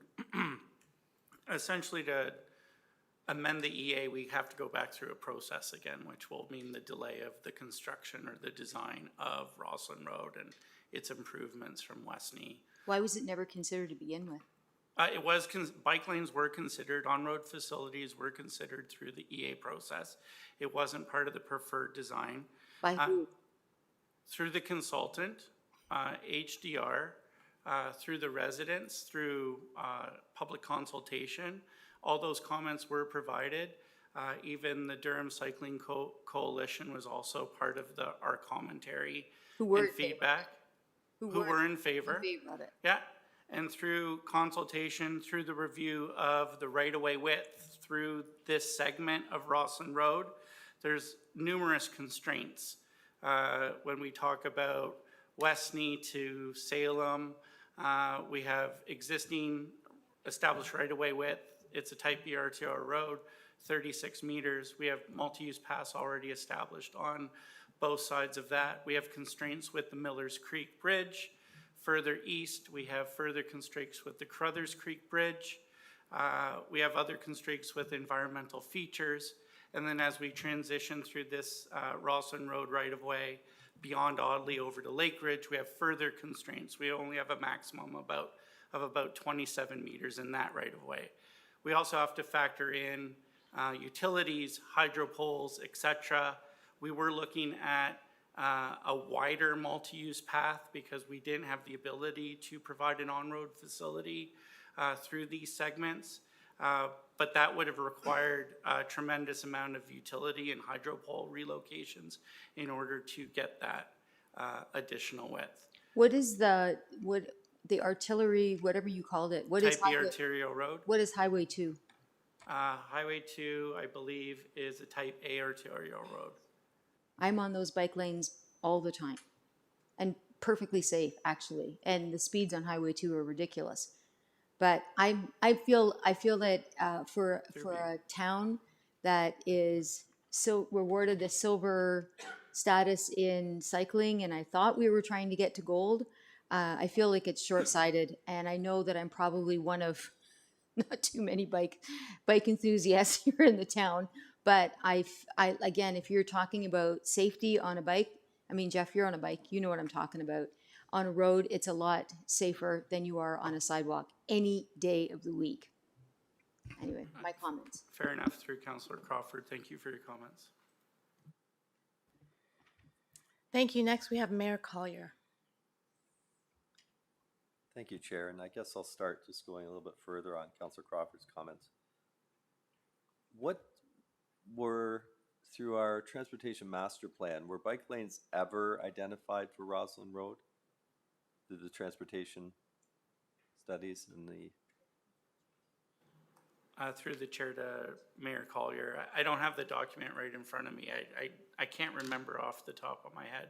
It was definitely part of the considerations through the EA process, but we set on the preferred design to have the multi-use paths through this segment of Rosslyn Road. So how would that work if through the transportation master plan we did have cycling infrastructure identified, but then it's like, is that possible to be removed through the EA process? Or does one not trump the other? Well, through the chair to Councillor Collier, I can defer to Deval Pandya, who would be the department manager, section manager that deals with that. However, I think we use the transportation demand management plan or our active transportation plan or one of those plans to help us guide the principles of what we want to see through the corridor. But as we go through EAs and get more granular, go through the design, look at what the actual constraints are, there could be alterations or changes to that ultimate plan. And that's what we're seeing through this corridor here. If there were on-road facilities, it was probably recognized through the EA and through that evaluation of all the properties through this corridor that it wasn't possible to fit everything in that we may have wanted. And I think in order to provide for the best possible active transportation route through this corridor, a multi-use path was doable on both sides of the corridor up until Audley Road, where we transitioned to a multi-use path on the south side, which matches with what Whitby's done on their side of Lake Ridge, and a sidewalk on the north side beyond Audley to Lake Ridge, which also meshes with what Whitby's done on their side. So we use some of all of this information to help guide that, but ultimately we make that decision with the help of our consultants through the EA to determine what facilities make the most sense with the room that we have. Okay. Okay, thank you. I couldn't recall, so I just wondered if you know off the top of your head. I'm fine riding on multi-use trails, but that's just my preference. My questions were more to the timing, and I do not want to see us go backwards and redo the EA and go back a couple of years. I think this is a priority. Just looking at phase 4, that's 2 years away almost to tendering, and almost 4 years away to tendering phase 5. Going back to some of the prior reports I've referenced and the 12.5% increases that we're experiencing in costs on certain things, what can we do to accelerate some of these? Like commencement June 26, fine. Land acquisition, I mean, can these things not be all done concurrently? Final design drawings and all these things, because 2 years, this project is going to come back, you know, $10 million over budget. So through the chair to Mayor Collier. So there's a couple of things that will happen. Obviously, the detailed design process through the 2023 and the bulk of 2024 will take up the lion's share of the work. After 2004, we are then looking at obviously utility relocation. We're looking at land acquisition and what those requirements are. So we're probably into the early part of 24 to identify. We can try and run some of those items concurrently to compress timelines. At this point in time, we're contemplating a 2026 construction for the segment from Salem Road to Lake Ridge Road. And that's something that we would look to, and I know we're dealing with timing from a development perspective as it relates to the Medallion development just west of Audley Road as well. And I know there's certain terms and conditions on timing as it relates to that segment of road. The area between Westney Road and Salem is contemplated for construction in 2028. We would be doing concurrent design utility relocation while the segment east of Salem Road is under construction. So we're looking at it, you know, sort of the two phases in 2026 and 2028. We can look to see if timelines can be compressed, but based on the logistics of what has to happen, we believe that timeline is realistic. I bet you the Ward 2 councilor's ears perked up when you said it's going to happen in the next election year as well. The development through there in the Medallion, that's always not helpful. If there is anything that we can do or this council can do to accelerate this and compress these timeframes, I would like to know and make that happen. Like if, for instance, some funding becomes available through the new housing initiatives or some other things. I don't know if this section was part of the 7 projects we applied through, but if there's anything that we can do, one, I'm sure my colleagues would not want to have this in 2026, and two, I think anything that we can do to accelerate this, even by 6 months to a year, is going to save us well into the millions in capital costs. So I don't want to hold it up any further. I'll support it today, but I'm hoping that we can do something to speed this up. Thank you. Next, we have Councillor Tyler Morin. Thank you, Madam Chair. Through you to staff, probably Mr. Meredith. Will there be a line painted down the middle of the multi-use path? I've seen them on some, I've seen them on other, and not on others. The line we've typically dealt with along the waterfront trail. It's not common practice for us to put a center lane down a multi-use trail. Okay. And you answered my other question. So, because I was wondering, because when I see the detailed design and it goes from Westney all the way to Lake Ridge, I was wondering if that was going to go that way and things were changed, but you've just stated the 2026, so and 2028. Thank you. Those are my questions. Thank you, Councillor Tyler Morin. I have Regional Councillor Dyes. Thank you, Madam Chair, and most of my questions have been answered, so I'm left with the comment and concern again about the multi-use trails. They have been problematic from the get-go on the waterfront. They're not getting better. It gets worse all the time. Pedestrians really feel that they're at risk from being run over by a bicycle, and that's not going away, particularly with you have a major road that connects municipalities. We have a lot of cycling clubs that go from one municipality to another. They actually go for a restaurant tour or a show or things like that. And there's a number of them that travel on these roadways, and they prefer to have a separate bike lane for that. They don't want to be in this position where there's always conflict with dogs and with walkers. So we have a real opportunity here to, plan this properly, particularly through, the growth of this community and the intensification that will be planned on these major roads. I can't predict what that's going to look like, but I think it's going to be busy in another 20 years. And I think we're really short-sighted to think that the multi-use trail is going to work. Those are just my comments. Thank you. Thank you, Regional Councillor Dyes. Are there any questions from anyone else before I let Councillor Tyler Morin back in? Okay, go ahead, please. Thank you, Chair. I just wanted to add, I should have asked you, can we put the lines in or can we look at that? Because I just asked if they were going to be in. Is that something we can look at? It's something that can be looked at that point in time, yes. Okay, I'm not suggesting to my colleagues that that would be some kind of compromise, but I see families walking near my home on a multi-use trail with no lines and they're spread out wide, with the stroller and the dog. It would seem like if there was a line there, it might help with people staying on their side and may help with safety. Again, as the mayor often says, I'm not an engineer. I'm just observing what I see. Thank you so much.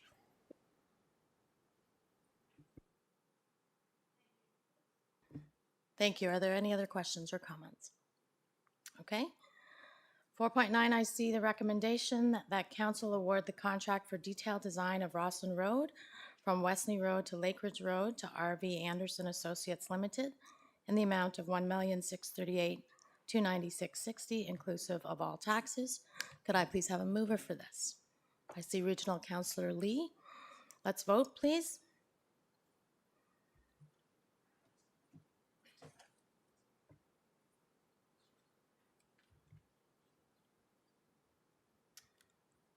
Thank you, that passes. That was 4.9. We'll move to 4.10, which was pulled by Mayor Collier. Update to traffic.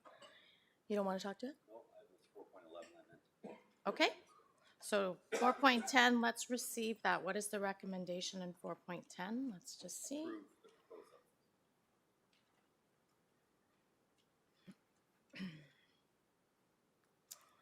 So there are 4 recommendations in 4.10. Could I have a mover for that, please?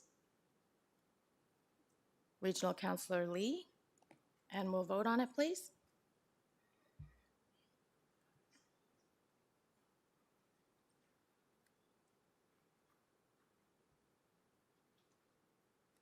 And that passes. Thank you. 4.11. Update to traffic bylaw 45/2020, no stopping. That was pulled first by local councillor Henry, second by regional councillor Crawford, third by Mayor Collier. Go ahead, please, Councillor Henry. Thank you, through the chair. I'd like to start by thanking Director Romanowski, his team, with meeting with me on Friday. And I'd also like to thank Mr. Pandia for taking time to talk about some concerns. And I want to thank Mr. Pandia in particular and his team because we had a lot of concerns that came up through phone calls, emails, messages, with regards to a safety concern with regards to children being dropped off on Williamson in the middle of the street and crossing the road to the safety of a crossing guard at Williamson in Salem. So Mr. Pandia and his team have been actively working with myself, with the 2 school boards, with bylaw, with Durham Regional Police to try to find solutions to this. For those watching at home, we did put in some temporary measures to help address the safety concerns, and for all the emails and phone calls that I received regarding this, it was explained to why those temporary measures were put in. Once we addressed or brought forth that it was concerns brought forth with regards to safety of children, immediately everyone that had contacted me said, we understand and thank you for addressing this. It wasn't as concerning to them at that point in time. They just want to know when this temporary pilot project would be done. So Mr. Pandia has come forth with some great recommendations, and I just wanted to chat a little bit about that. I don't know if the clerk's able to pull up a map or not on the screen, but I did want to look at some of the streets that are in Ward 2 and just reiterate some concerns that residents had mentioned prior with regards to parking, because some of these changes may or may not affect.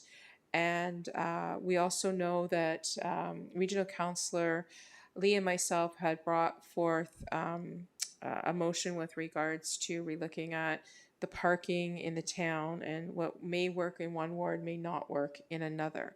And those concerns were reiterated in the meeting on Friday, to which staff was very open to receiving those comments.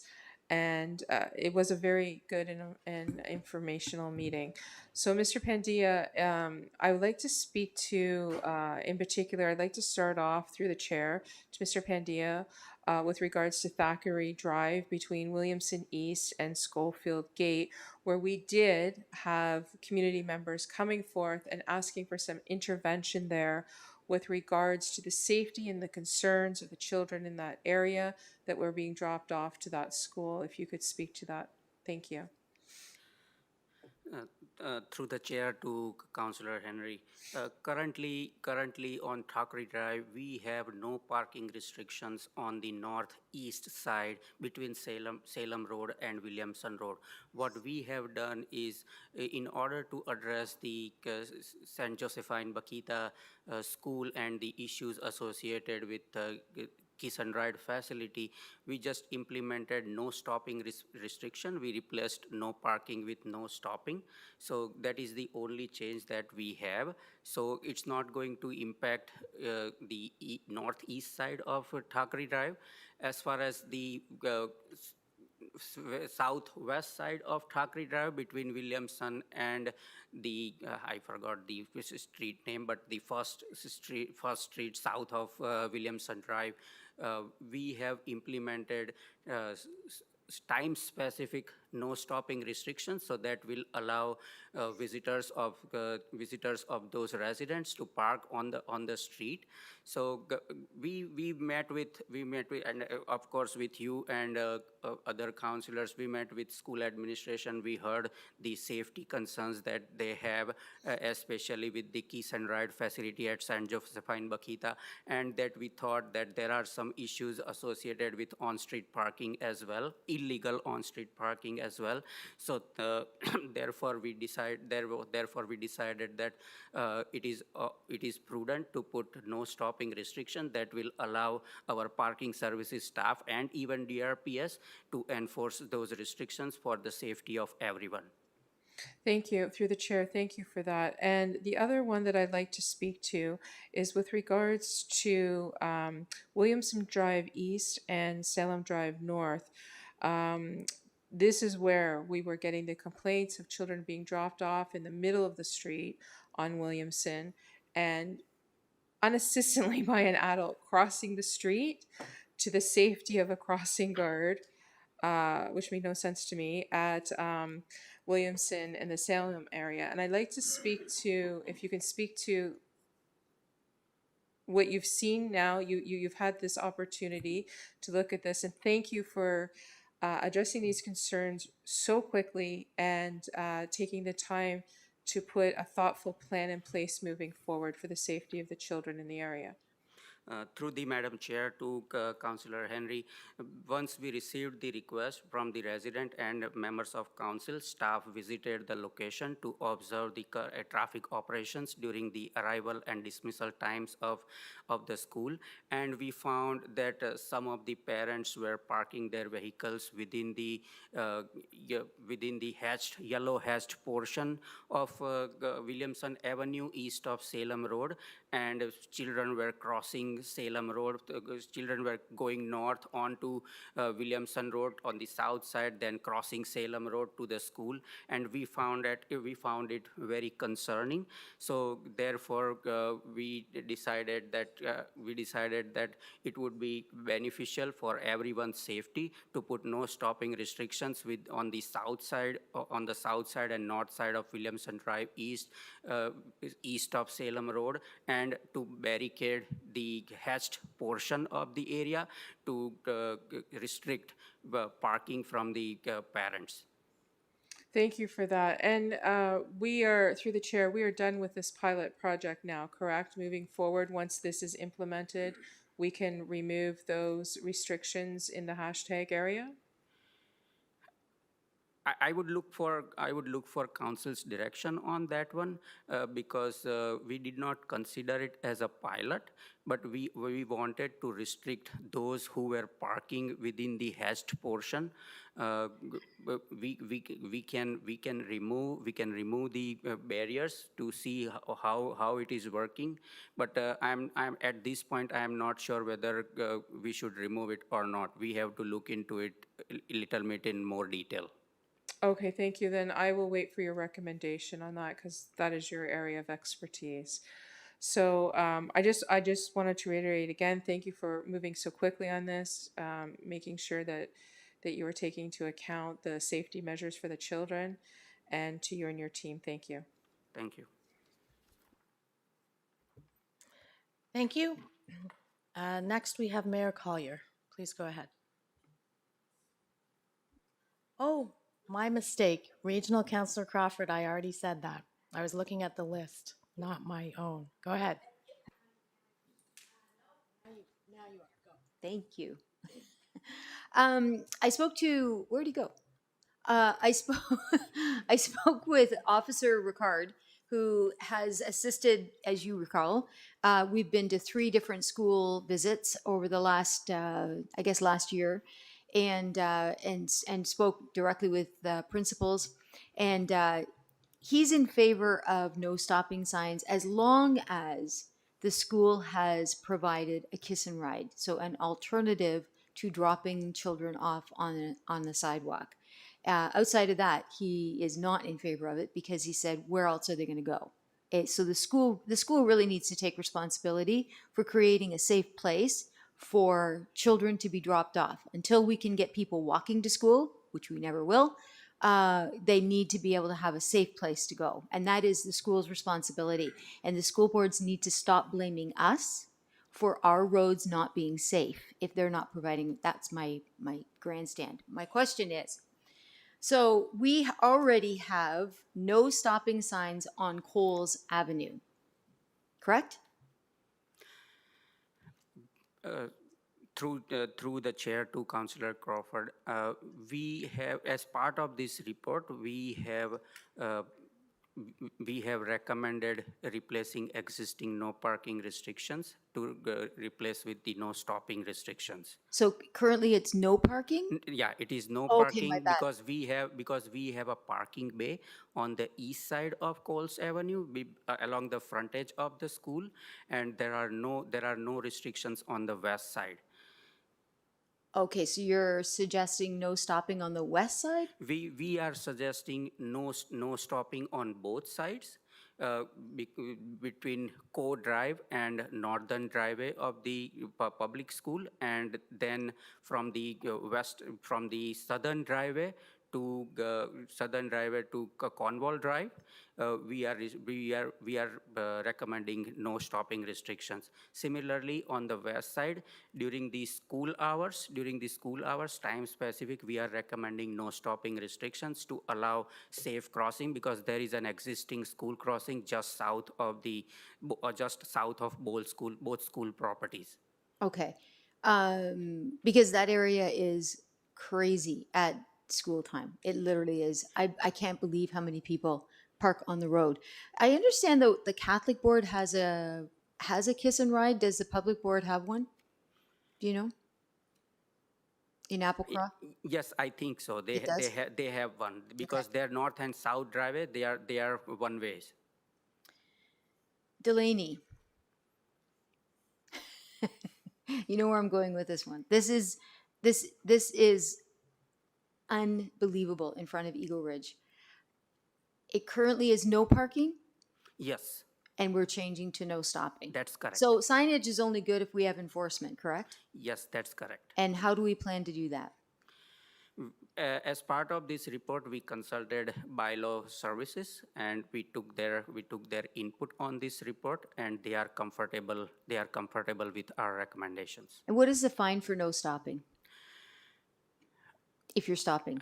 I think the fines are same for the no parking and no stopping restrictions, but in no stopping restrictions, nobody can stop even for the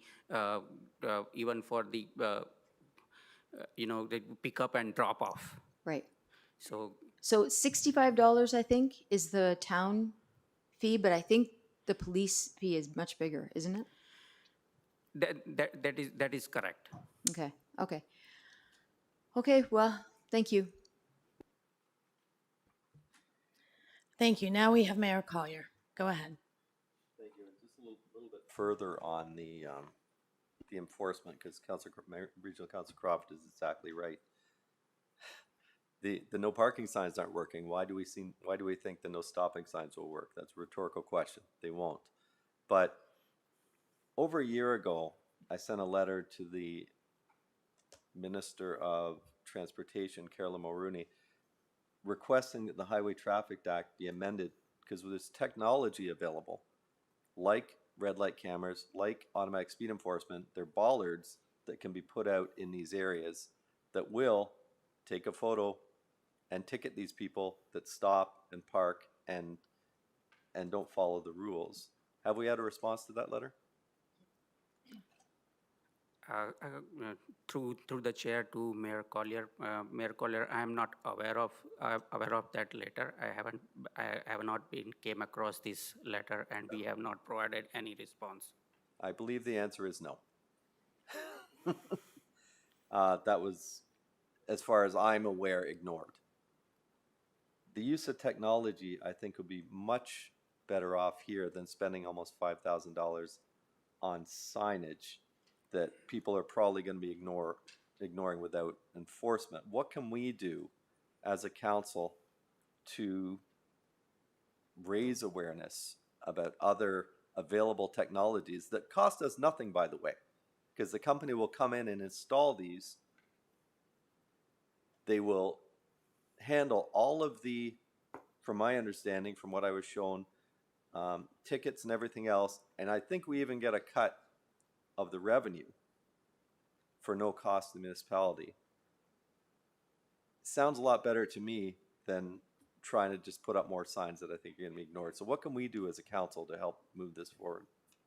If I could, through the chair, to Mayor Collier, I think firstly, being educated on what these other technologies are and how we can utilize them.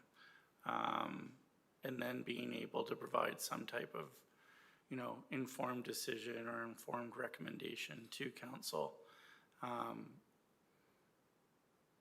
sure there's lots of tools out there and different cameras or bollard cameras or whatnot, but I think having staff, educated on what those are and how we could utilize them, and then maybe provide some type of review. As we've reported on earlier, we're going to be undertaking an RFI with regards to parking and on-street parking throughout the town. And maybe that could be part of that process or those considerations. But if you do have this information or you've had those discussions, including us in that or setting something up where we can understand what the technologies are and how we could use them and what the parameters are in the legislation and kind of the money associated with them with regards to fines and resources and whatnot. So it would have to be a fulsome review. I just wouldn't know where to start without being educated in those technologies. Okay, I'm glad you brought that up, because I think the motion, I don't remember where it was, I'll pull it up, or staff will pull it up, but in the whereases did cover some of those things with the technology and that, but my understanding is, for instance, our on-street parking technology exists for camera systems to automatically capture the license plates, compare them to who is registered for permits and who's paid for parking down at the waterfront, and issue or not issue those tickets, which will allow our staff to cover those areas much more quickly and much more efficiently. Things like this in front of schools, areas where we have parking or no parking allowed.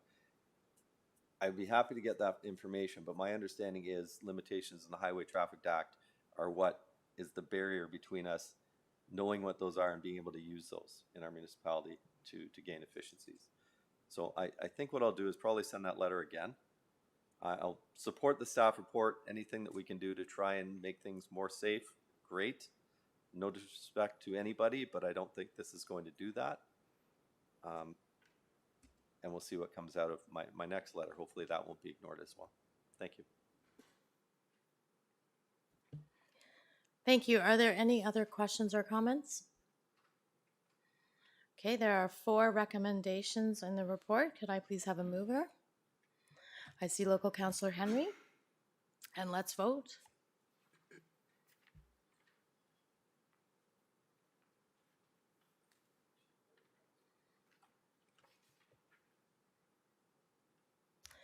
And that passes. Thank you.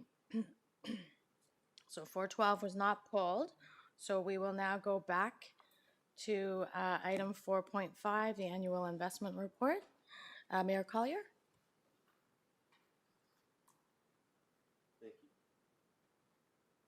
Thank you, Chair. And the clerk has an amendment, and the amendment relates to page 42. I believe, sorry, page 41, under section 2.1, preservation of capital.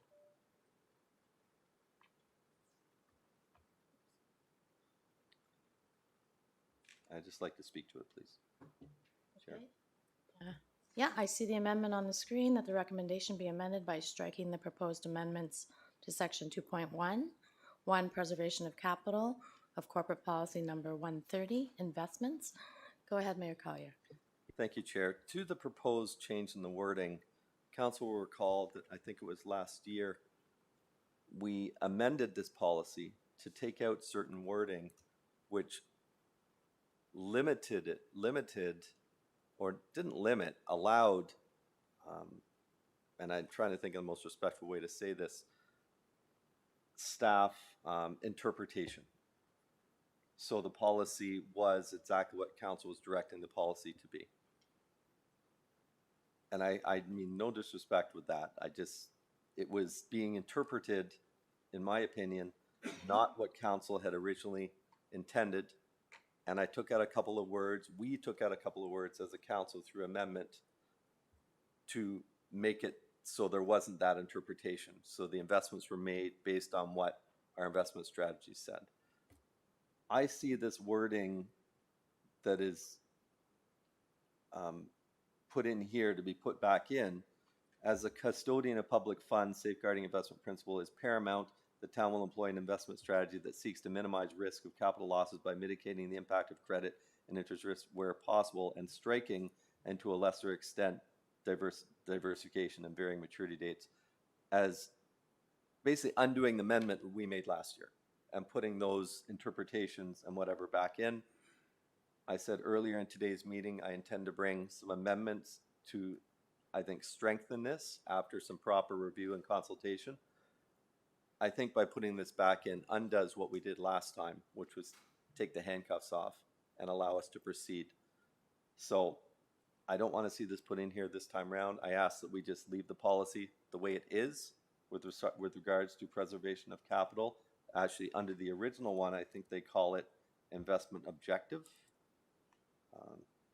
The fundamental investment goals and objectives, and they want to change it to preservation of capital, which to me doesn't follow the spirit. I want it to remain as investment goals objectives and the wording that is already existing in 2.1A in the actual policy objective. Other than that, I'm fine with receiving the report for information. Thank you, Chair. Thank you. Next, we have Regional Councillor Lee. Thank you, Chair. Through the chair to, I guess, the Director of Finance, what was the rationale of putting that wording back in? if, obviously you have a different interpretation than Mayor Collier did, so just wondering, is this something you had to do or just kind of explain? Through the chair, thank you for the question. To Rachel, Councillor Lee. So as we do every year, we look at our policies and procedures and we review them annually. When we did a scan of other investment policies, this actually came out of the region's policy. We just thought we'd strengthen it up, ours a little bit. That's the information that, so we are working closely with the region on their investments and debt and such. So we were just trying to align with what the region says. And looking at the Municipal Act, you know, it is a requirement under the Municipal Act to preserve capital, to preserve the taxpayer dollar. So that's all that we were trying to ensure through this change. If we were to go through the amendment proposed, would that put us in contrast to the Municipal Act as far as your interpretation? I know you're not a lawyer, but from a financial point of view. Through the chair. No, I don't think so. I don't want to be asked for staff opinions on these. We already have our existing investment policy, which is not a conflict prevention. A Municipal Act and a disaster stay the same. I just want to make sure the wording, I mean, things might have changed since I then. just want to see opinions asked. That's all. But I think it's through the chair, I think it's a fair ask to ask that we are in compliance, no? Just pointing out that if we weren't before. Okay, but if we can hear from the Director of Finance. Through the chair, I believe that changing or not bringing forward the change or agreeing with this amendment would not impact our policy to move forward and would be in compliance still with the Municipal Act. Okay, that was the question. Thank you very much. Mayor Collier, did you want to come back in? Okay, thank you. Are there any other questions or comments on the amendment? Okay, so we will vote on it, please.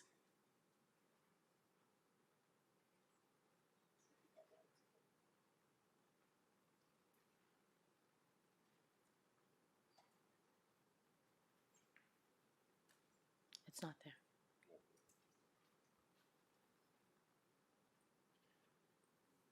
Oops. That lost a big one.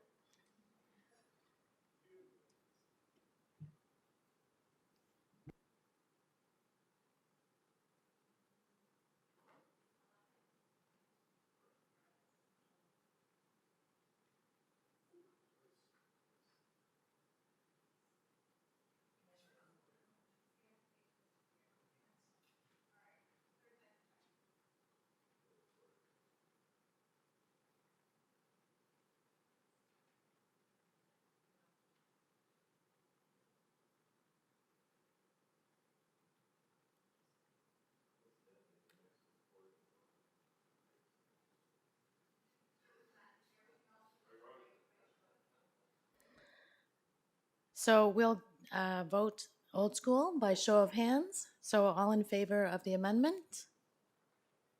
Any opposed? And that passes. Thank you. So we'll go back to the main motion as amended. Let me just pull that up, please.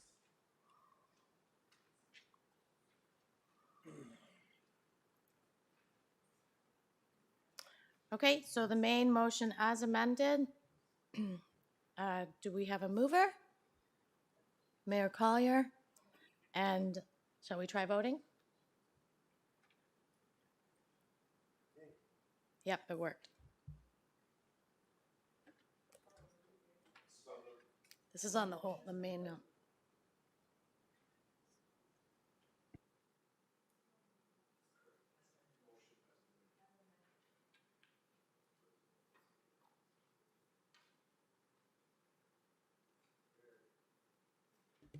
Thank you, and that passes. That concludes item 4 on the agenda. Item 5, discussion. There are no items listed. So we'll move to agenda 6.1, presentation 2022 development application approval process review. I'll ask Director Romanowski. A 5-minute recess, everybody. Let's do it. Thanks, Jeff.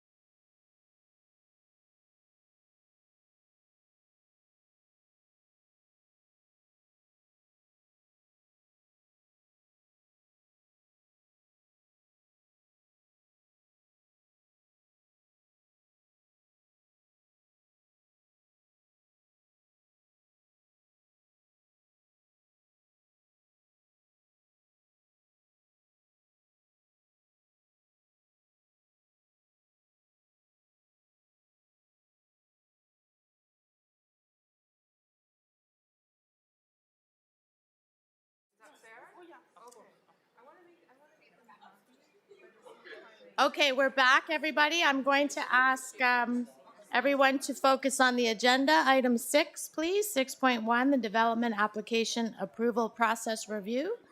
And I'll ask Director Romanowski to take it away.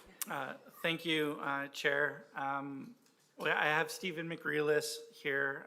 He's the Manager of Building Approvals, Chief Building Official. He was the lead on the project. And we have Peter Simcisco here from Watson and Associates to provide council with the presentation on the development application fees review.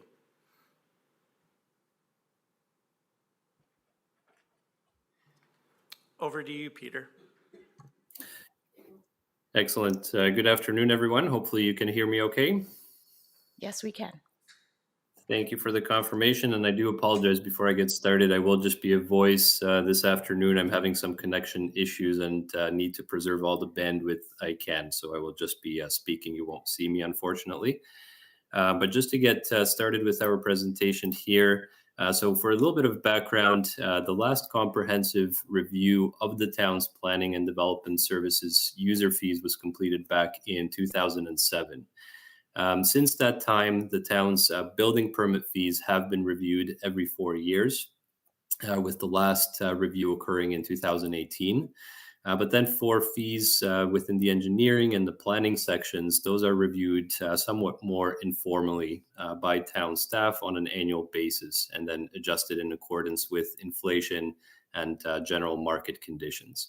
And so in light of that, in light of the fact that the last comprehensive review was back in 2007, the town retained Watson and Associates to undertake another comprehensive review of all of the fee structures for the engineering, planning, economic development, as well as the building approvals sections. The key objectives of this review include assessing the full cost of service, which includes direct capital as well as the indirect cost of service. The review also included measuring the performance of the town's existing fees with respect to recovering those full cost of service. And then finally, making fee structure recommendations to provide for reasonable full cost recovery within each of those sections and to ensure that the town maintains a financially sustainable position while having regard for the town's competitiveness and stakeholder interests. The review was undertaken with specific regard for conformity with legislation and defensibility, which I'll touch on shortly again, as well as balancing the town's need to maximize cost recovery with stakeholder interests and affordability considerations and general competitiveness factors, as well as reflecting industry best practices. So as I mentioned, the review was undertaken with regard for the town's legal authority to impose fees for these various services. And when it comes to the scope of services provided by the town's planning and development group, there are 3 pieces of legislation that are relevant, as summarized on the slide here. So firstly, we have the building permit fees, which are generally governed by Section 7 of the Building Code Act. The requirement of the Building Code Act is that the total amount of fees must not exceed the anticipated reasonable costs of administration and enforcement of the Act. And that really defines the cost recovery at the code level, which means that there is not a specific requirement to cost justify individual types of permits. Second, we have the planning fees, which are governed by Section 69 of the Planning Act. And the Planning Act is somewhat narrower in its definition of cost recovery. The Planning Act speaks to the anticipated costs of processing by application type. And with that, it suggests that the cross-subsidization of planning application fees is not permissible. It also limits the scope of cost recovery to the cost of processing applications. And then finally, the recovery of costs related to other services, including economic development, as well as the development engineering services, falls under the jurisdiction of the Municipal Act, which is relatively broad in its definition of cost recovery and also explicitly allowing for the inclusion of administration, enforcement, and the use of capital assets. So on the next slide then, we have an illustration of the methodology that was employed for this review, which is referred to as activity-based costing. This approach allows municipalities to quantify the costs of service where there is involvement from multiple business units in undertaking an activity, or in this case, in processing different types of applications.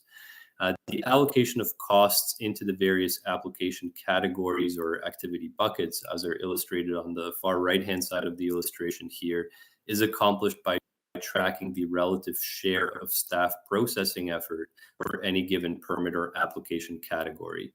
And that processing effort can come from individuals within planning and building, but it can also come from other areas, such as fire for certain types of inspections, for example. The methodology also recognizes that there are various support and overhead functions which enable the frontline departments to successfully provide services to the public. So on the next slide, then, we have an illustration of the process that was undertaken for the fees review. I'm just going to highlight a couple of the key milestones here. A major component of the work plan involved the development of process maps, identifying participating staff positions, and then the collection of effort estimates. And in fact, several months were spent on meeting with staff to establish those processing effort estimates. Subsequently, the time estimates were quality tested to ensure that they were reasonable in light of the available resource capacity. And that's important because the allocation of costs within the costing model ultimately is based on these processing time estimates. I also wanted to highlight that we undertook 2 rounds of stakeholder consultation throughout this process, with the first one being completed back in August of last year. At that time, we provided an overview of the methodology that was employed for the fees review. And then a second stakeholder consultation was done in February of this year, where we presented the draft findings as well as the preliminary fee recommendations that we are going to be looking at today. The stakeholder consultation sessions were attended by representatives from BUILD, or the Building Industry and Land Development Association, as well as representatives from the Durham Region Home Builders Association, and there were no comments or concerns raised at either of those sessions or in follow-up to the consultation sessions. So on the next slide here, we have a summary of or scope of the services that are included within this fees review. For the planning and building sections, the fee review is very comprehensive. For planning applications, we are really looking at all application categories, or what the amount of processing effort and costs related to the processing of those planning applications, as well as the pre-consultation process, which was looked at in quite a bit of detail in light of some changes to that. Within the building section, we are looking at all activities that are related to the administration and enforcement of the Building Code Act. So this has to do with the intake of the building permit applications, the processing of those applications, as well as the various rounds of inspections that might be required for those.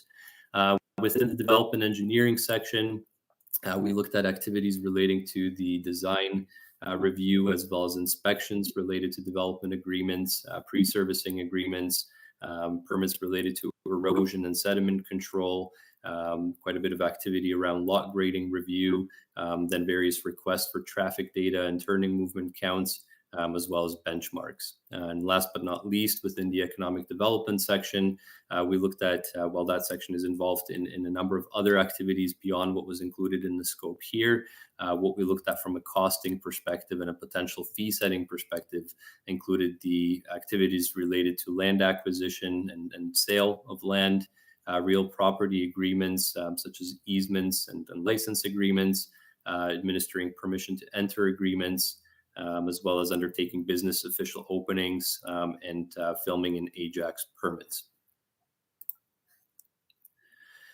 So the tables on the next slide here provide a high-level summary of the number of full-time equivalent staff resources that are consumed on an annual basis by broad application group or service area.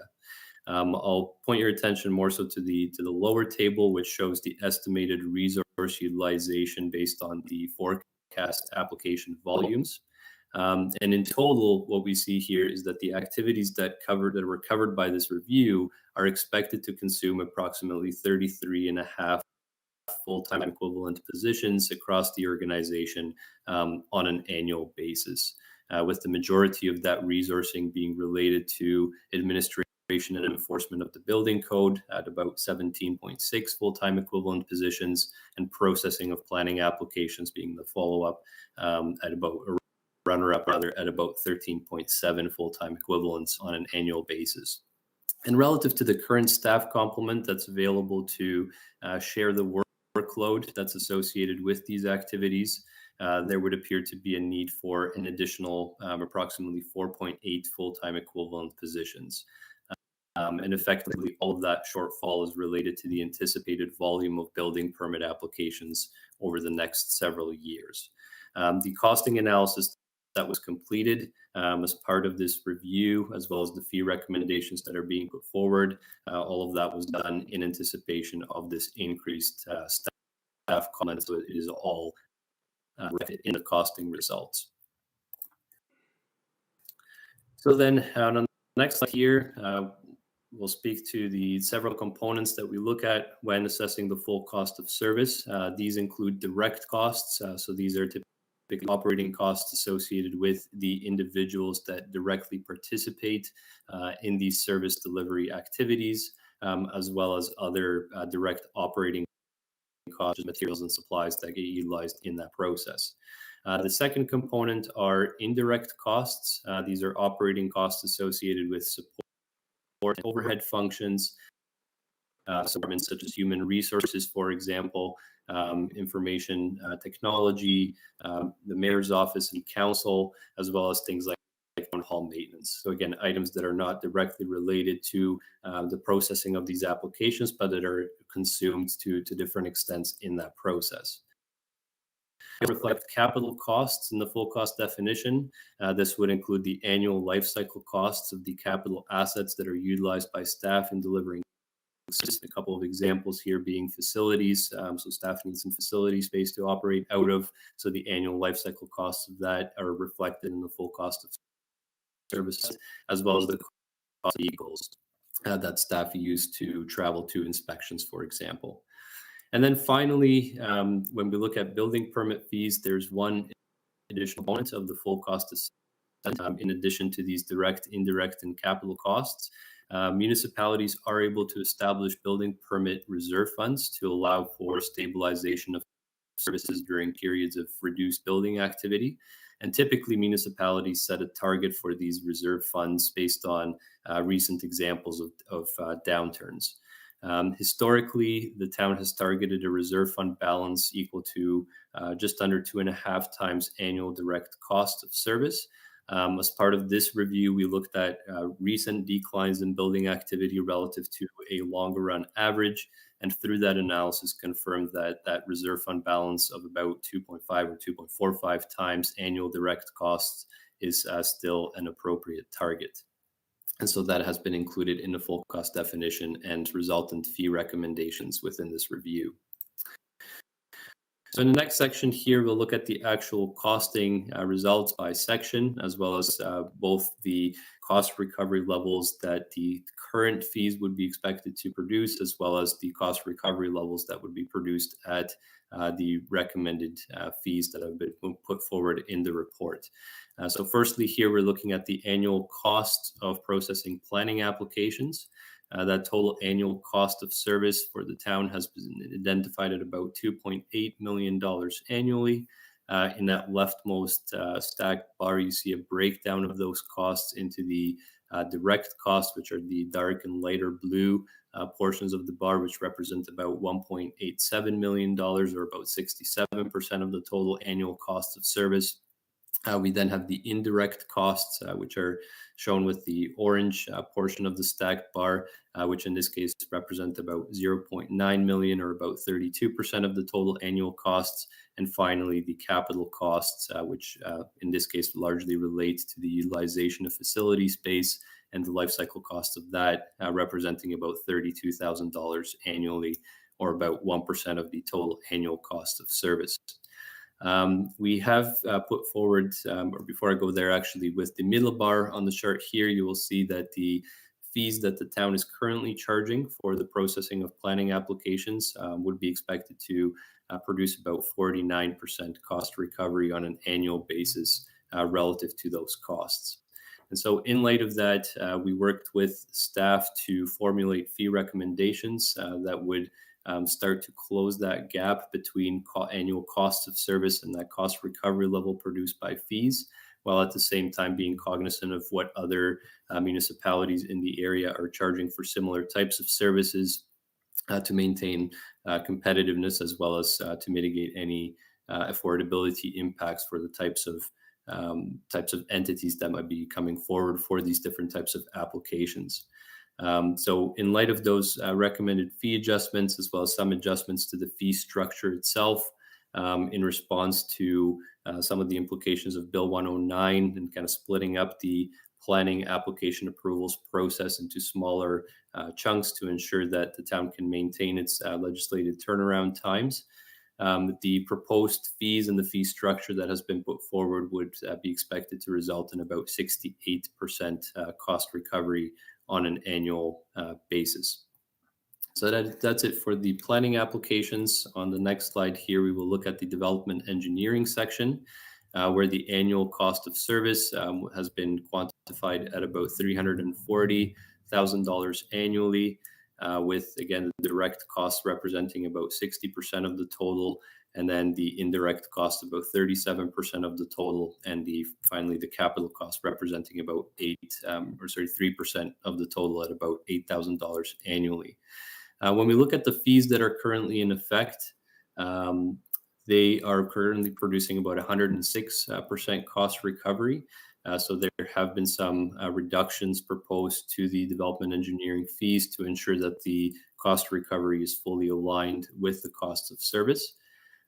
We have also, through discussions with staff, recommended to change the basis for these fees, where right now they're being charged as a percentage of the value of securities on the different agreements, to change that to be a percentage of the value of works, to just provide a little bit more certainty in that regard, and again, to align with industry best practices.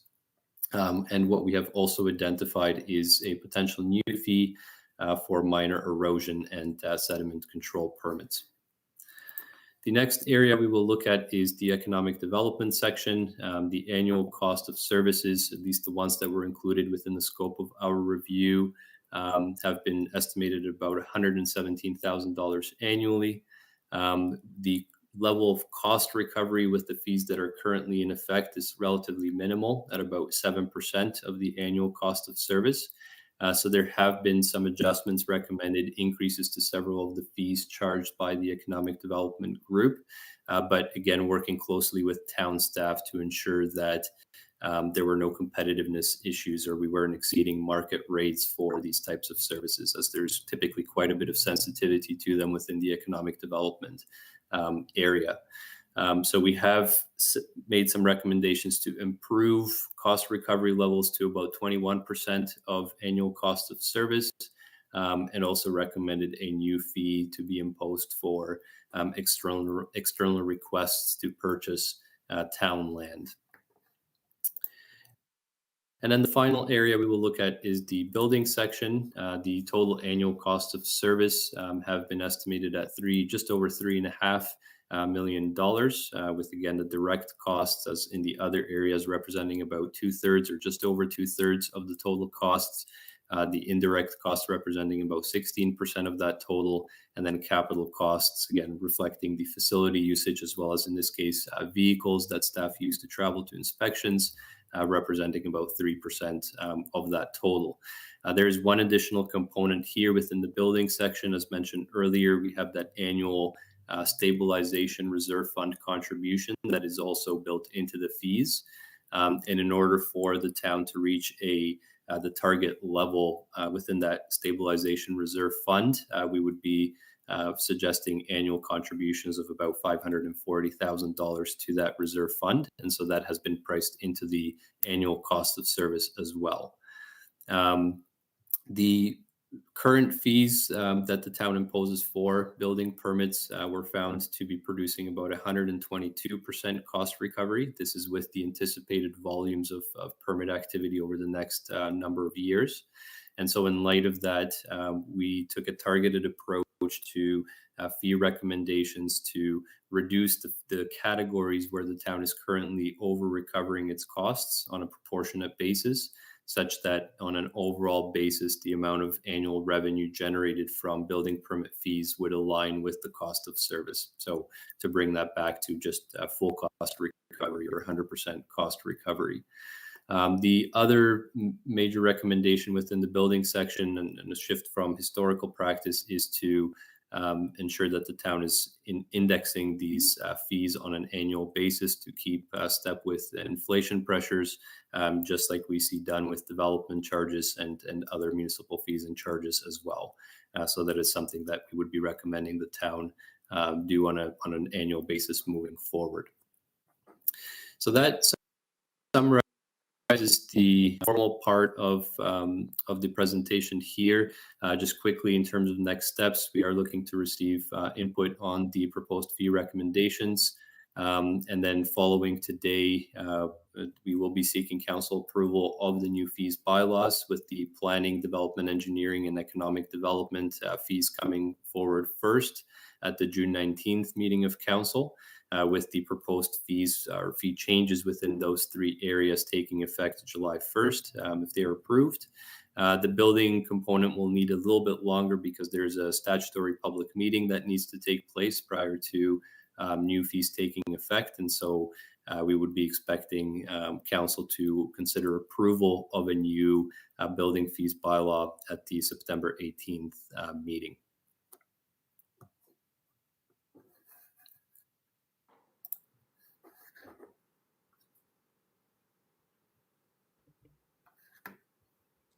Thank you very much for that presentation.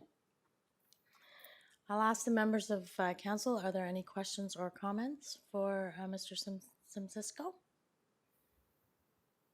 None? You did that great a job. So I do have one, and I know you sort of touched on it. Could you talk to us again of why we would not be working towards full fee recovery, like full recovery through the fees? Yes, certainly. So there can be various reasons. The couple of the most prominent ones being the question of competitiveness, and as well as affordability. So typically for some of the more minor permit or application categories, there might be some real affordability concerns with charging a full cost fee. The example I like to use is that of a deck permit, a residential deck permit. When we look at the full cost to the town of processing that type of application, by the time you provide the counter support, typically to the individual coming in for that permit, undertake all the review, the back and forth with the applicant, the various rounds of inspection, the full cost can be quite high. And if a municipality was to try to recover the full cost of that permit, what might happen is that it's going to drive some of that activity underground, meaning that you might have individuals circumventing the proper building permit process. They might stop coming in for building permits. And what that would then result in is potentially unsafe construction, an increase in enforcement activity, and so on.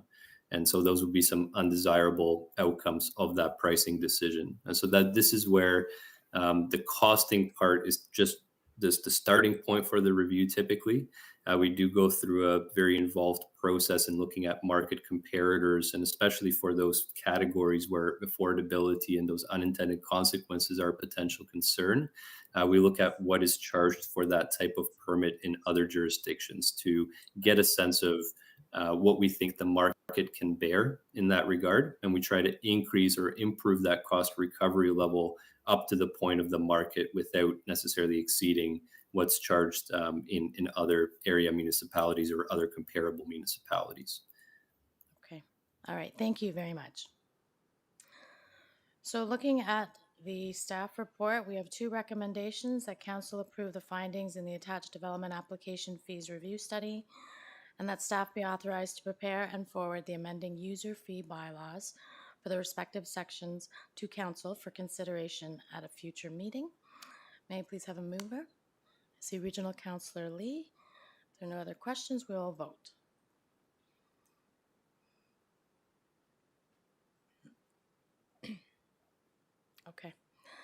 So we will go back to show of hands for the rest of the meeting for voting. So all in favor of the recommendations in the report? Any opposed? Okay, that carries. Thank you very much.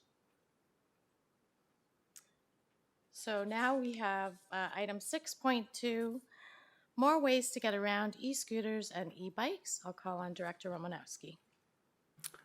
Thank you, Chair. I'll turn the microphone over to Army, and she'll do her presentation, and then we'll be open to any questions following her remarks. Thank you. It's on. Oh, there we go.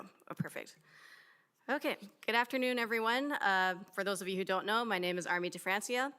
So, electric kick scooters and pedal assist e-bikes are emerging around the world, offering convenient transportation options, mainly for people without access to a car and who do not live near transit stops or stations. They're also useful for people who may not have the physical capacity to use conventional bikes and scooters. To adapt to these new technologies, staff have drafted a new bylaw outlining where e-scooters and e-bikes can be operated. And we have also developed a framework for a pilot program for the committee's consideration. On June 20th last year, Council directed transportation staff to report on the feasibility and community benefits of aligning bylaws and pursuing a partnership for a shared e-scooter pilot program.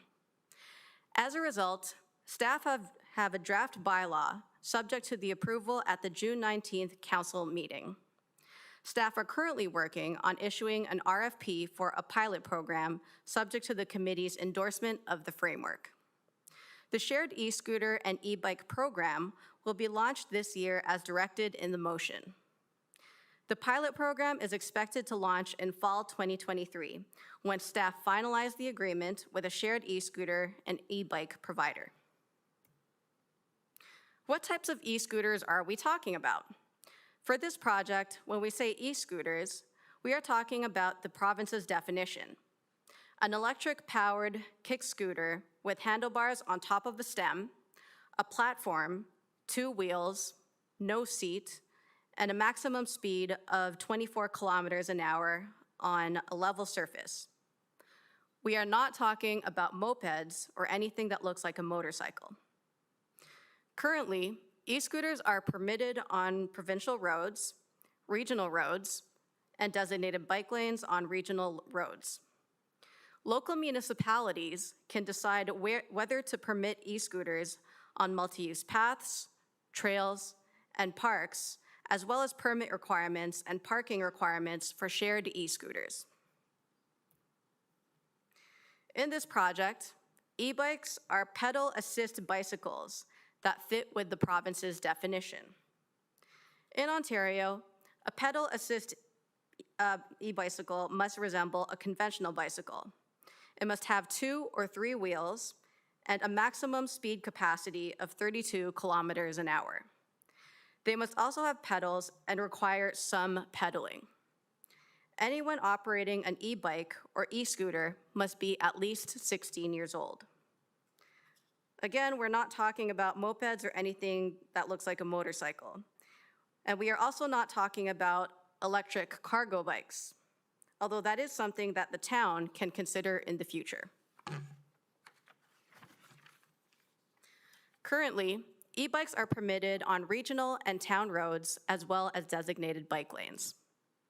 Local municipalities can decide whether to permit them on multi-use paths, trails, and parks.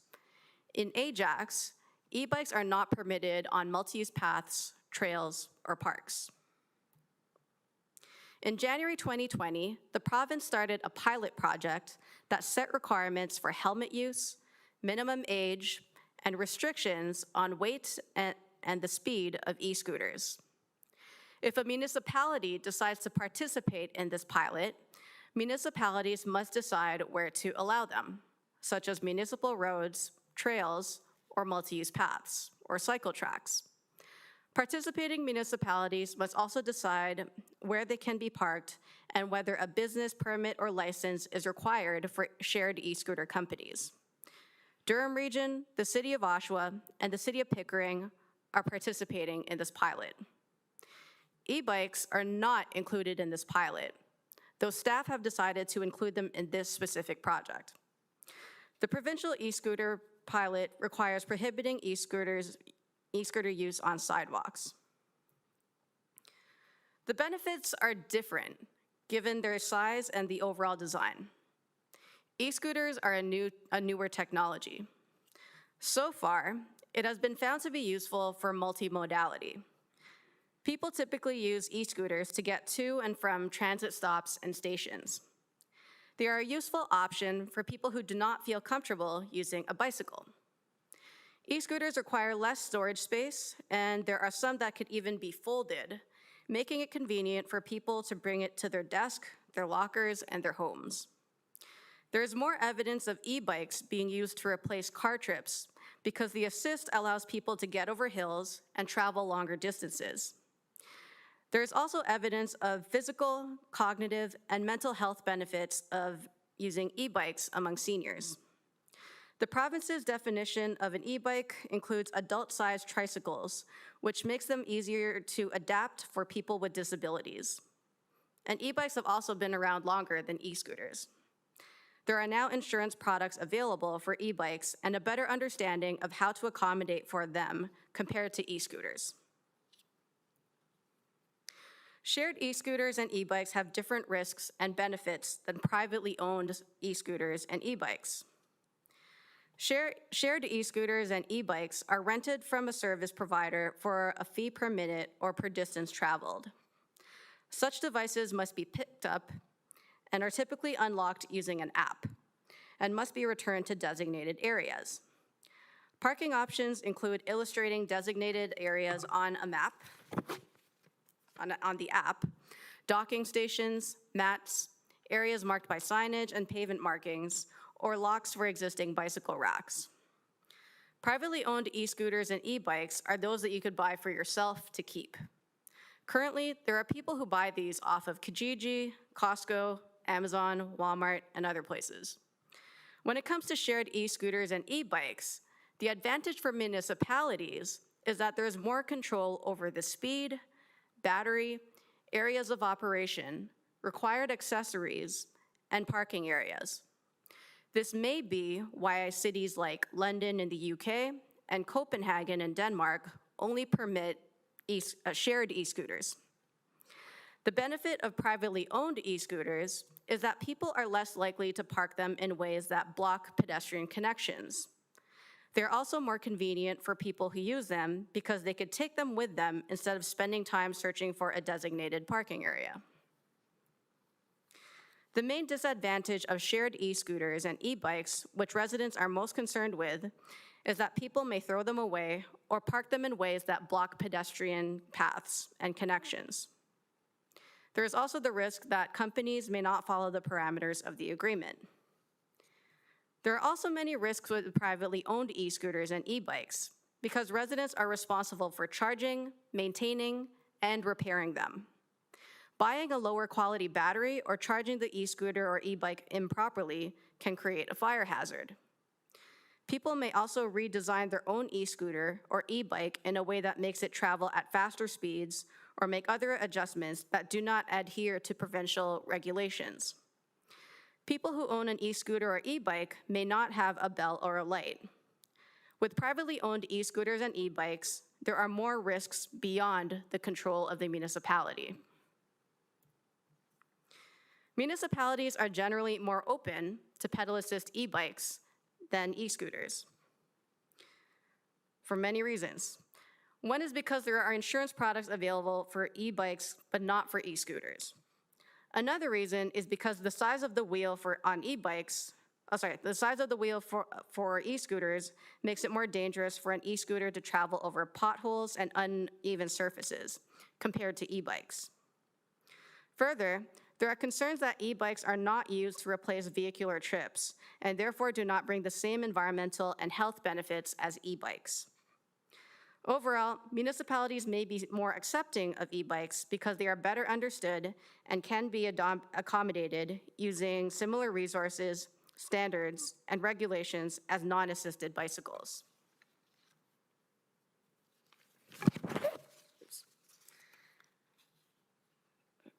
So many of you may be familiar with municipalities that recently prohibited e-scooters, such as Toronto, Montreal, and Paris.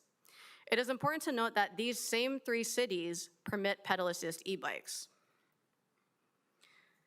Different municipalities take different approaches on where to permit e-scooters.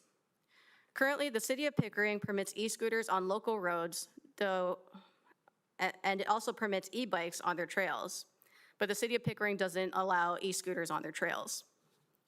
In Oshawa, e-scooters are permitted on multi-use paths and trails. Waterloo permits shared e-scooters in designated areas. Hamilton and Mississauga permit e-scooters along roadways, though takes a different approach on trails. Red Deer, Alberta only allows e-scooters on sidewalks and paved trails, but not bike lanes, roadways, skate parks, city hall parks, or in city buses. And in Copenhagen and London in the UK, they do not allow privately owned e-scooters, although they do permit shared e-scooters in designated areas. E-scooters and e-bikes are newer technologies that have many complexities and nuances that must be understood and considered. Staff engaged residents, committees, disability organizations, academia, and other municipalities to build relationships that will help us to implement a shared e-scooter and e-bike pilot program that is inclusive and that considers the safety of pedestrians with disabilities. Permitting e-scooters and e-bikes impacts people with disabilities.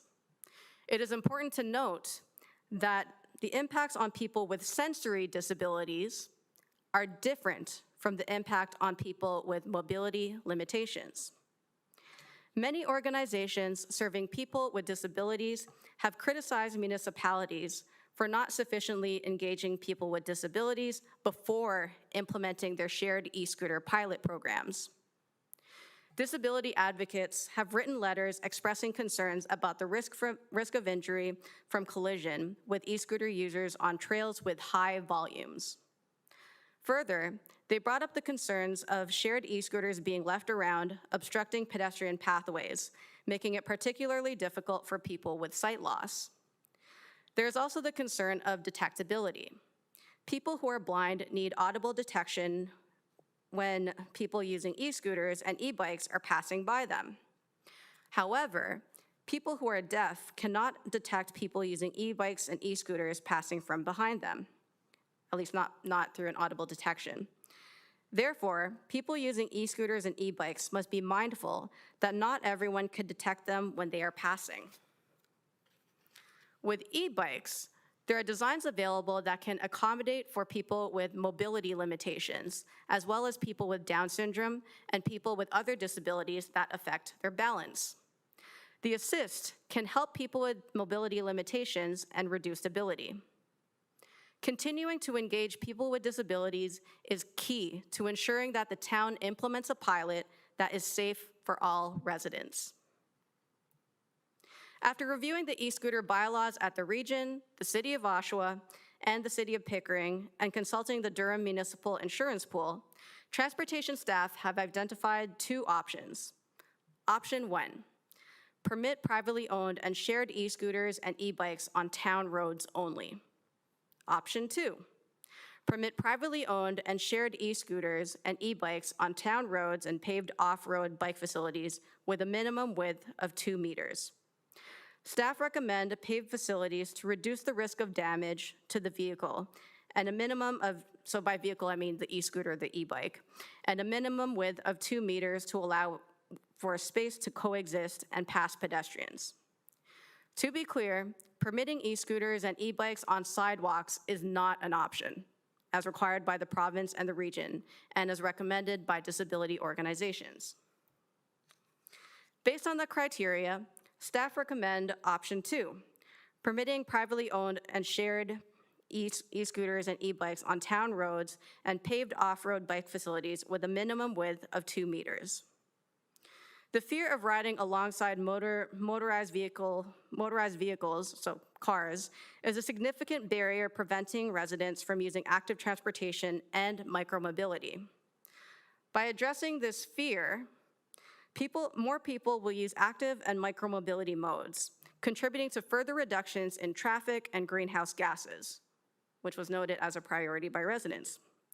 Option 2 does better at meeting the town's priorities for expanding mobility options, reducing traffic, and reducing greenhouse gases, because it allows for more separation between e-scooter and e-bike users versus cars. Yes, there is the risk of conflict with pedestrians and the risk of liability in the event of a collision. However, the risks are not very different from conventional bicycles. Further, there is not enough evidence on the likelihood and severity of these risks at this point. Therefore, what we know about the level of risk is not high enough to justify removing e-scooters and e-bikes from the trails. It is also important for residents to understand that the major trail system is not just for pedestrians. The major trail system is part of the overall active transportation network, which includes bicycles and other types of rolling. The electric assist allows more people to use alternative transportation modes. Pedestrians seeking a recreational trail designated specifically for pedestrians only can use recreational trails such as Greenwood. The draft bylaw reflects option 2. The duration of the bylaw depends on the duration of the provincial e-scooter pilot.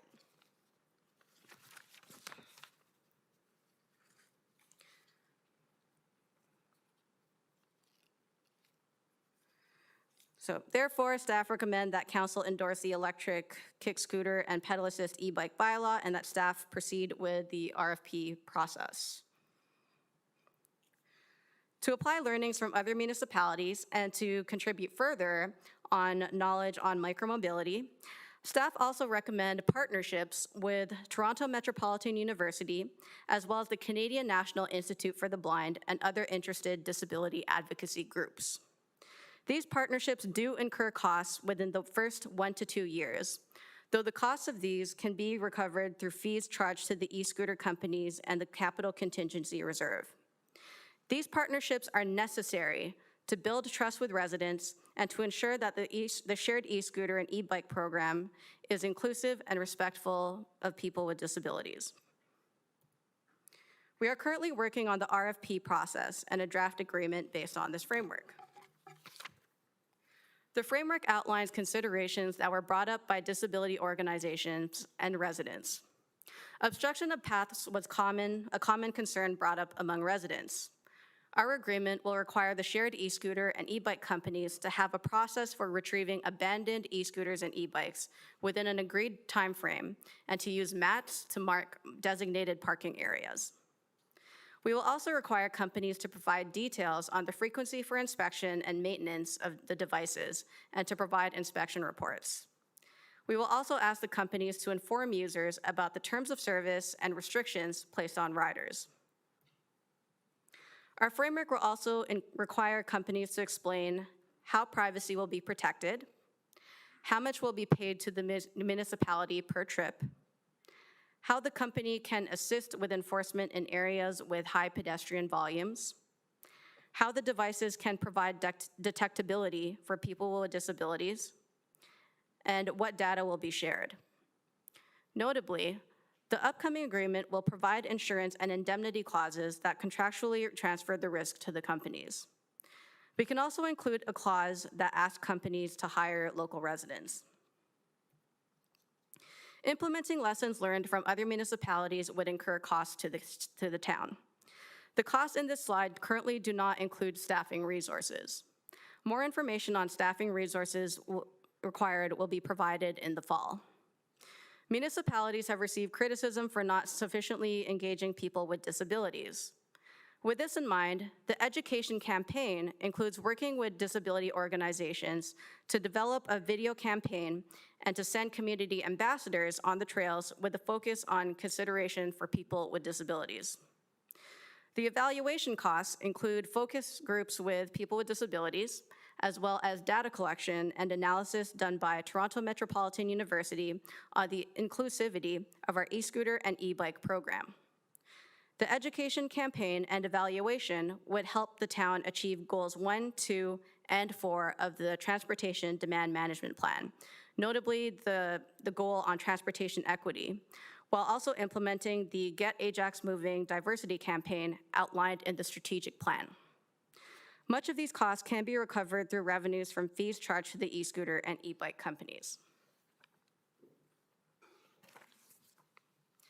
Staff will implement a one-year shared e-scooter and e-bike pilot program this year, as directed by the motion dated June 20th, 2022. In July, we will open the bid for shared e-scooter and e-bike companies. During the summer, we will finalize our agreement with the companies and, pending budget approval, develop materials for the education campaign. We will then launch the shared e-scooter and e-bike program in fall 2023, and pending budget approval, have community ambassadors raise awareness among people on the trails. In December, we will analyze the data from the fall. A partnership with Toronto Metropolitan University, pending budget approval, would help us to evaluate how we can make our program more inclusive. In spring 2024, we will reopen the services. In fall 2024, we will analyze the follow-up data, and in November, we will report back to Council on the project learnings. So the shared e-scooter and e-bike program is on its way. Thank you, Council members, for your enthusiasm in expanding more sustainable transportation options, and a special thank you to staff and volunteers who have contributed their efforts to this project. Thank you. Thank you very much. We have a few speakers on the list. I'll start with Regional Councillor Crawford. Go ahead. Thank you, Madam Chair. Thank you for your presentation. My concern isn't so much about the company-owned e-scooters or e-bikes. Does this bylaw also include privately owned scooters and e-bikes? This bylaw does include privately owned e-scooters and e-bikes. So I'm going to suggest that not only people with limited hearing are affected. I recall a morning walking with my dog on Westney Road, and I never heard anything behind me. An e-bike came up, and we literally jumped, both me and the dog. I did not hear it or at all see it coming. So, I mean, I'm required as a bike rider to have a bell on my vehicle. I felt it was a rite of passage, finally, to the lakeshore, to the lake drive, the lake pathway, even though it's never heard. But still, I think that if we're going to allow these types of vehicles on multi-use trails, they have to be able to identify for everyone, not just people that have hearing impairments, but for the average person that might just be in their headspace and doesn't see or hear them. They're like an electric car. You can't hear them. They're really, really quiet, which is cool. And again, I'm always going to be worried about conflict on a multi-use trail. And you're right, their trails are not meant just for pedestrians. Unfortunately, there's a lot more pedestrians than there are other vehicles. So I have concerns, not so much about the company. I love the idea of getting people out of the cars. It's better for our environment. It's all that stuff is great. Just being outside is amazing. So I have no objection to that. My issues are around the private e-scooters and not so much e-bikes, but the scooters, because they tend to really zip around. And I don't know how that's enforceable. Through the chair to Regional Councillor Crawford, thank you for bringing that up. You've expressed similar sentiments as many other municipalities. As I mentioned, many municipalities are more accepting of e-bikes versus e-scooters. And of course, it's challenging with privately owned e-bikes and e-scooters because the municipality just doesn't have that control over the speed or the detection or other factors as well. So that's a very valid point. And so the requirements, the provincial requirements, the province does require that a pedal assist e-bike as well as an electric kick scooter have a bell as well as lights. I am not sure if everyone knows that, but that is something that we can address through our education campaign. Thank you. Next on the list is Mayor Collier. There you go. There you go. There you go. I have a question. How are we going to enforce this? And again, like everything else we've been talking about today, a number of different things. Great saying we're going to allow e-bikes and scooters on our pathways. But whether we say we're going to allow it or not, they're going to be on our pathways. Whether we say they're going to allow it or not, they're going to be on our roads. They're going to be in our bike lanes. They're going to be on our sidewalks. Whether we allow a company to come in and operate, it's going to happen. So how do we police that without police? How are we going to enforce? Through the chair to Mayor Collier. So again, another very valid concern that's been brought up by a few residents, but also from bylaw and the town's lawyer. How will this be enforced? And to be quite honest, there are elements of bylaws on e-scooters that have been passed in other municipalities that just are really, really challenging to enforce.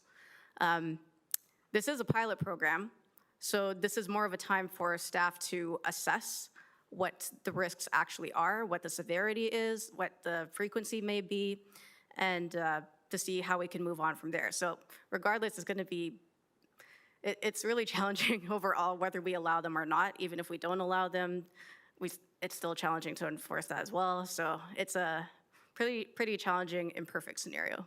But it is a pilot project, so we'll do the best we can to learn from the data that we collect and from the results, and also from residents. Okay, so the answer is we can't. All right. Is there any discussion with bylaw as far as having this as something, you know, our bylaw can give people a ticket for walking their dog without a leash, for instance? Any enforcement that way from our paid security that we have patrolling our parks? Through the chair to Mayor Collier. So not that we've identified so far. We will be working with bylaw to identify other staffing resources required. Through the chair to Mayor Collier. Mayor Collier, this is a pilot project. It is a learning curve for everyone.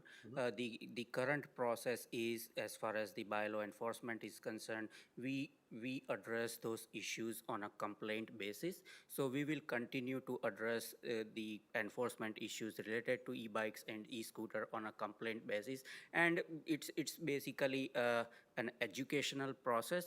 This is how our bylaw enforcement staff are addressing some of the issues on Waterfront Trail, and we will rather than enforcing, it is going to be an education campaign for everyone, and we will educate people on how to learn how to ride those bikes and what is allowable and what is allowed and what is not allowed. So it is going to be an educational campaign for everyone. Excuse me, I see that Manager of Bylaw Services, Derek Hannon, has put his name on the list. Do you want to comment on that? You can go ahead.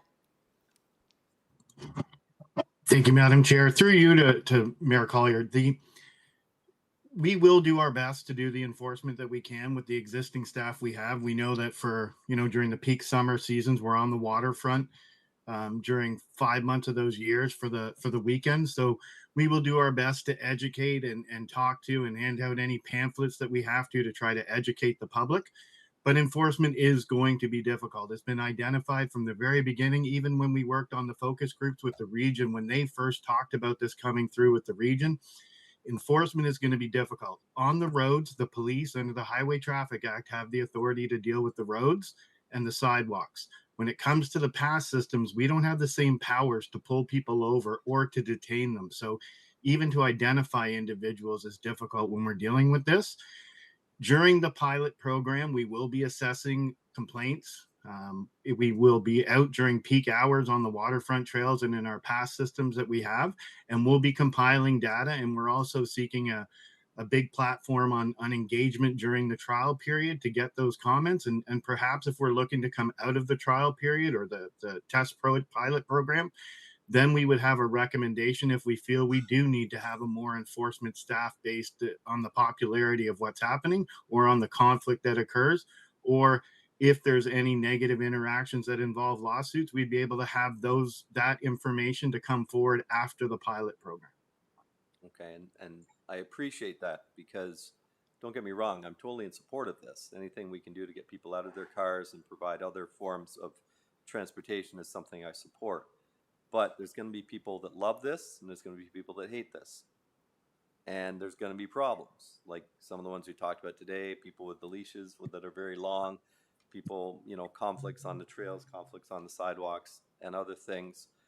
And I just want to make sure that we're in a position to say we've done everything that we can in order to sort of foresee these issues and deal with them as best that we can. So thank you very much, Mr. Hannon. Thank you, Army and Deval. Appreciate your responses. Thank you. Thank you. Next on the list, we have Councillor Tyler Morin. Thank you, Chair. Through you to staff and to Army, thank you so much. Sorry, Ms. DeFrancia, for your presentation, your work on this. So I guess, as our friend said at DRP, this is coming. Like, people are buying e-scooters. You can't get the ones at Costco. They sell out. Amazon has limited ones. What I have actually seen with my eyes is in Oshawa, you see a lot of abandoned scooters. I remember one day we were going through there and we counted 7 on my way to a gig. And I just want to know, I know this is a pilot program, and I know that the last sort of answers you could probably plug into my next question. However, what's it going to look like when we get calls from, residents, like at the local level and say, hey, there's one over in Delaney and there's one in Williamson. And what are you doing about those? Well, so is it the company that's going to come out and do them, like within the time frame? What is the time frame? Is it going to be a quick call and they come out and they grab them right away? Can you speak to how that's going to work? Because I hate to be cynical, but I can almost say when that happens and we send in the email at 7:30 at night, what's that going to look like as far as how's it going to work? Through the chair to, oh, sorry, carry on. No, I was just saying, is it us that does it, like by law? Is it police? Is it the company that comes and gets their e-scooters? Sorry, go ahead. Okay. Through the chair to Councillor Tyler Morin. So there is a process, and of course, the concern of abandoned e-scooters, e-bikes would clearly be a concern with obstructing pedestrian pathways as well as creating litter. And that was one of the top concerns that was brought up by residents in our survey. So there are ways to address that, of course. In addition to providing designated parking areas, we will also have a system with the shared e-scooter company to retrieve the abandoned e-scooters and e-bikes. Chances are there might need to be scenarios where staff may need to be involved as well. So we have taken that into consideration. So that will be discussed through the agreement. We'll also discuss an appropriate time frame in which they can be retrieved. And we spoke with Durham Municipal Insurance Pool, who recommended communicating that time frame and making sure that there is an attendant available from the shared e-scooter company that we could contact immediately. That's key. I was just going to say, if I may, maybe it's as simple as saying council is requesting that there's a hotline that we can call, rather than going through the normal channels and bothering staff, and just say you've got one, over Williamson or wherever. Okay, I just wanted to bring that up, and I am concerned about that. I think it's coming. So if you're ever speaking to them, when you're working on this summer, please address that. Thank you. Well noted. Thank you, Chair. Thank you. Next on the list is Regional Councillor Dyes. Go ahead. Thank you. Thank you for your presentation. I just have a quick question regarding the companies that are providing the e-scooters and services. Will they be available 24 hours a day, or are there limits on times? Through the chair to Regional Councillor Dyes, that's something that we would have to discuss with the e-scooter and e-bike companies in more detail. Well, we will see if that's possible. The only reason I ask that is there's a lot of people using these e-scooters at nighttime, and they're very difficult to see and they're very, very quick. And nobody is wearing reflective clothing, whether they're walking, cycling, or using a scooter. So would they come with some sort of a reflective paint, or perhaps a light on the wheel or something that a driver can see when they're riding the scooters at the side of the road? Right, well, through the chair, again, detection at night, also a very important issue, and I don't think we brought that up yet, so I thank you for bringing that up.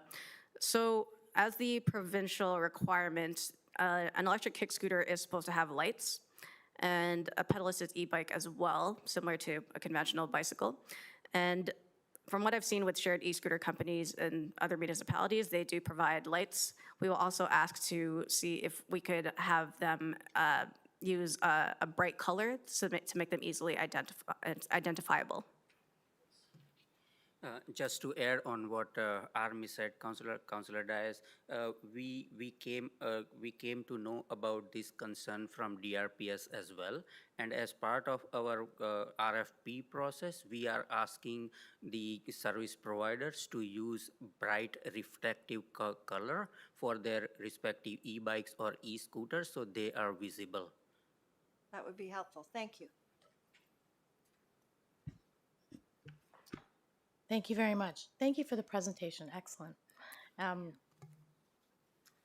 I was in Iceland in March. I do have a couple of questions for you, thanks.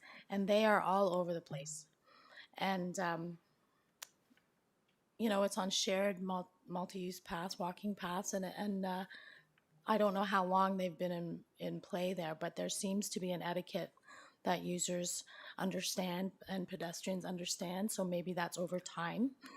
I do have a question about, so the next step, so these, we won't actually see these scooters and e-bikes on the roads and trails until the fall, until September, is that right? And then it'll go until December, and then once the snow melts, we'll bring it back up again, or people will use them again. And then in the fall, that's when you'll come back to us and tell us how it worked, how it went, what worked, what didn't work, and then we'll decide if this will be a permanent thing. Mostly correct. So during the spring, we plan to have a relaunch and then to have the evaluation in the fall, but the rest is correct for the most part. And thank you for mentioning Iceland. That's something that we could look into to inform our education campaign. Okay, great, thank you. And do you have any idea what the actual charge will be to users to rent them? This time, no, but that is something that we can discuss with the e-scooter company, the shared e-scooter and e-bike providers. Okay. Okay, that'll be interesting. Thank you. I have no other questions. Are there any other questions? So the report has, I'm sorry. Yes, Councillor Henry. Thank you, through the chair. Let me start off by thanking yourself and Mr. Pandya and Director Romanowski as we discussed this in the meeting on Friday as well. And I just want to be clear, my understanding is that if you go to Costco, you're a private user, you buy your own device, and you don't follow the rules, whatever rules we put in place here today, you can go wherever you want on that device and do what you want. These companies that'll be coming in, they're going to have a geotagging attached to it. They're also going to have the ability for, through the procurement process, that you can have things implemented where you can ask that they be, through the geotagging, they be stopped if they enter into an area where they're not supposed to go, depending on what is set up. And we're going to talk about, we also talked about parking pads, I think it's called, and bike racks, and consultation with, through the chair, and consultation with the schools. I had some concerns with the schools for North Ajax to make sure they're prepared for this, because we would like to see, if we're going to bring this pilot project in, for it to be successful. And we have that mega school up there with the two schools of Notre Dame and J. Clark Richardson. We want to make sure that these have appropriate places to be parked, so that we are not seeing spillover onto our multi-use pathways, walkways, and have them parked in odd places like we've all seen in Oshawa, any of us that have driven in Oshawa. So this, I just want to clarify through the chair that this is going to be something you're going to be asking for, correct? Through the chair to Councillor Henry. So thank you again for mentioning the idea of consultation with schools. That is something that we can consider in creating that actual agreement.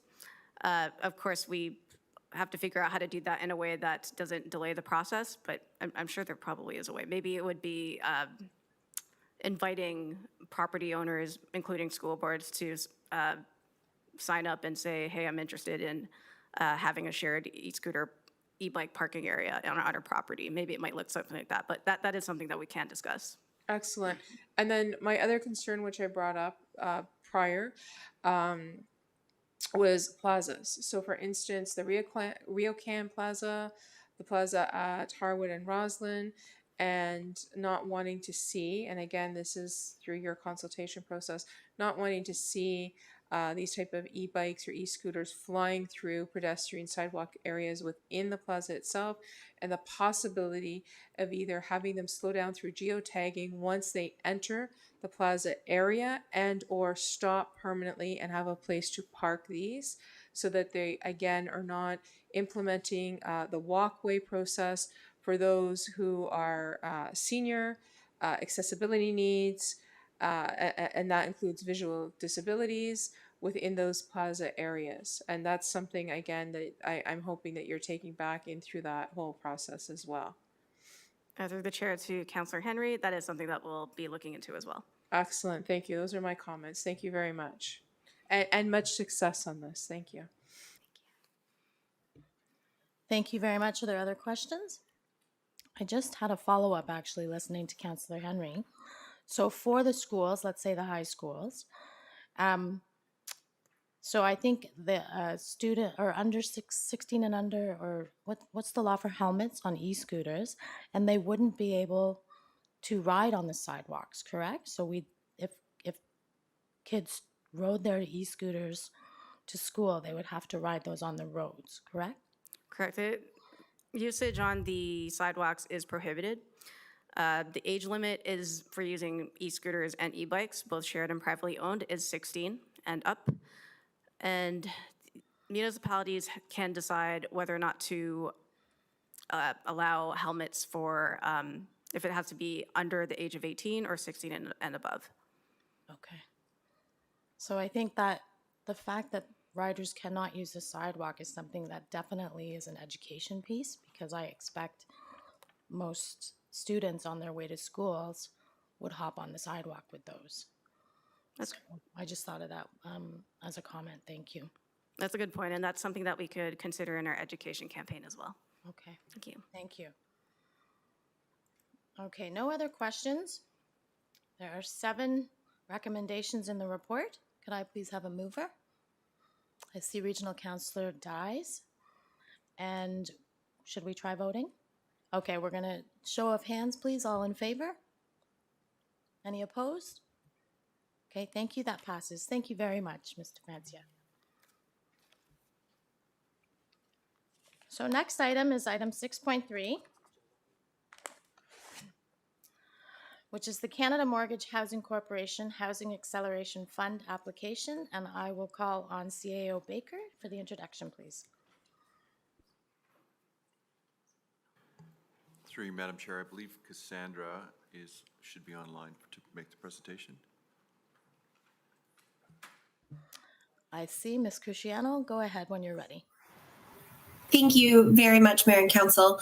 I am here today to provide a presentation on the Housing Accelerator Fund funding application that staff are seeking approval to submit.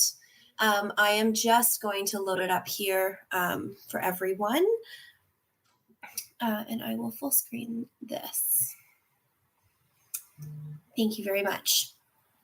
So the Housing Accelerator Fund is a federal program that has been announced that all municipalities in one way or another are eligible for. This is a $4.4 billion program over 4 years, and it requires a municipality to identify at least 7 initiatives that accelerate housing development. Now, a funding formula is applied to any new units that are created as a result of these 7 initiatives that a municipality identifies. There is also additional incentive funding that is provided for any unit that is created in a major transit station area, any unit that is in a multi-unit building, and for those that are affordable. Now, funding can be used to implement the 7 initiatives that are being proposed, as well as a wide variety of other capital and growth-related infrastructure projects. All initiatives are required to be completed by December 2027, and funding must be used by March 31st, 2028. So just a little bit of background and context before we talk about the contents of the application that staff are seeking council's endorsement of today. We know that our annual growth rate in Ajax for the next 30 some odd years is projected to be about 2%. That will result in a population of about 200,000 residents in the next 30 years.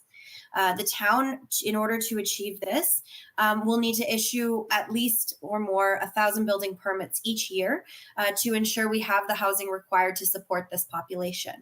Now, this is substantially higher than the average annual building permits that the town has issued since 2006, but it is lower than the almost 1,900 building permits that would be required to meet Ontario's housing pledge.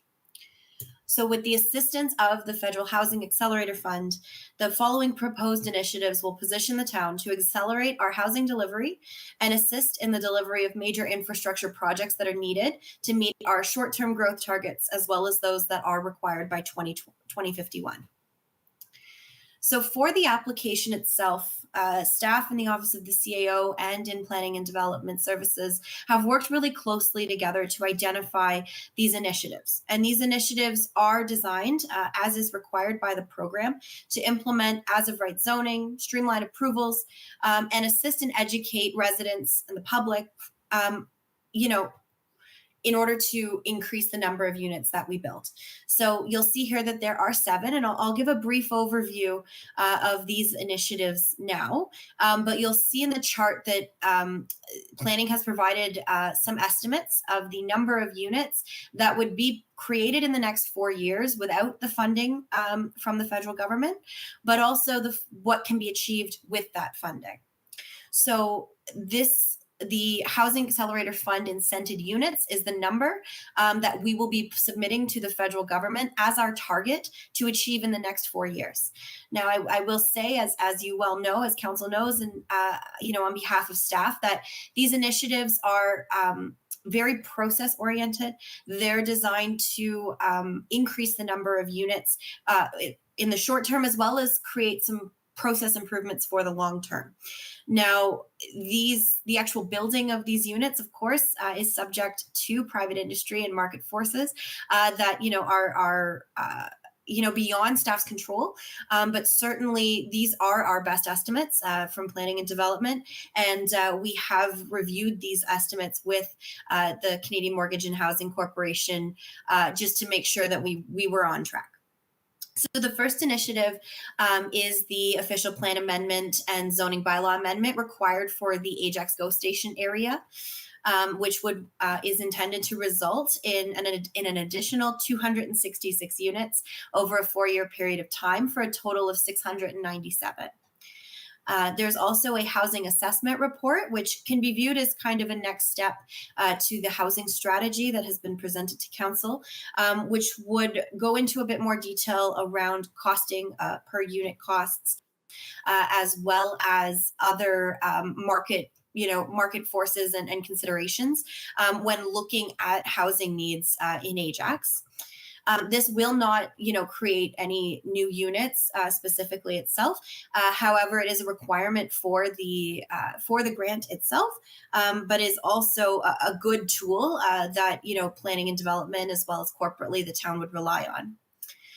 The third initiative is a bylaw and management framework for inclusionary zoning, which of course would formalize a requirement for a number of affordable units.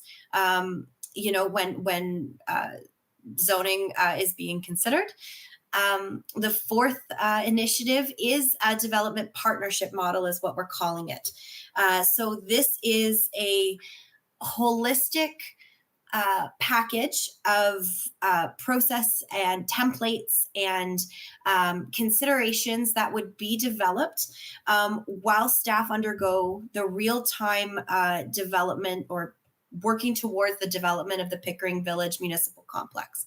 So this is all of the components that would be required in a case where municipal owned land is being put forward with an opportunity to be developed for housing.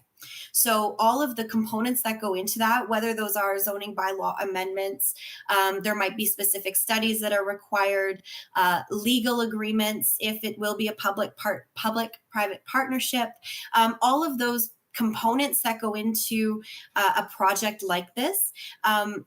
This initiative will create a blueprint and a framework for the town to engage in these moving forward, using the Pickering Village site as the sort of test case in real time with this grant. And that would result in 266 additional units being built, with 40 of those as affordable.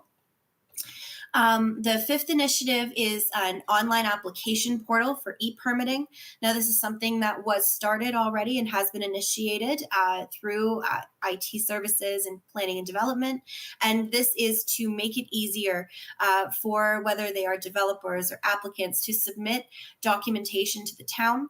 This was obviously determined as a need out of COVID, and this is now us moving into actually implementing and making this a more streamlined, easily accessible process.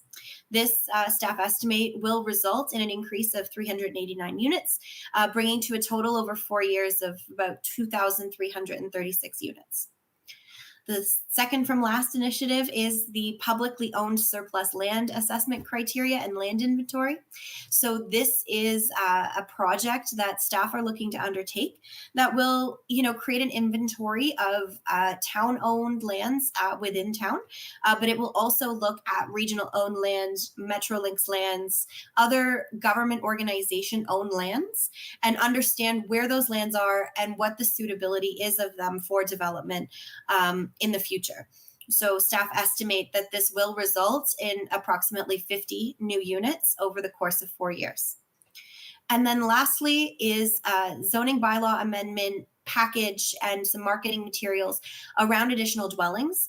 So this is your basement apartments and other additional units that are based on the new planning changes from the province, as well as some of the changes that council has endorsed or requested previously.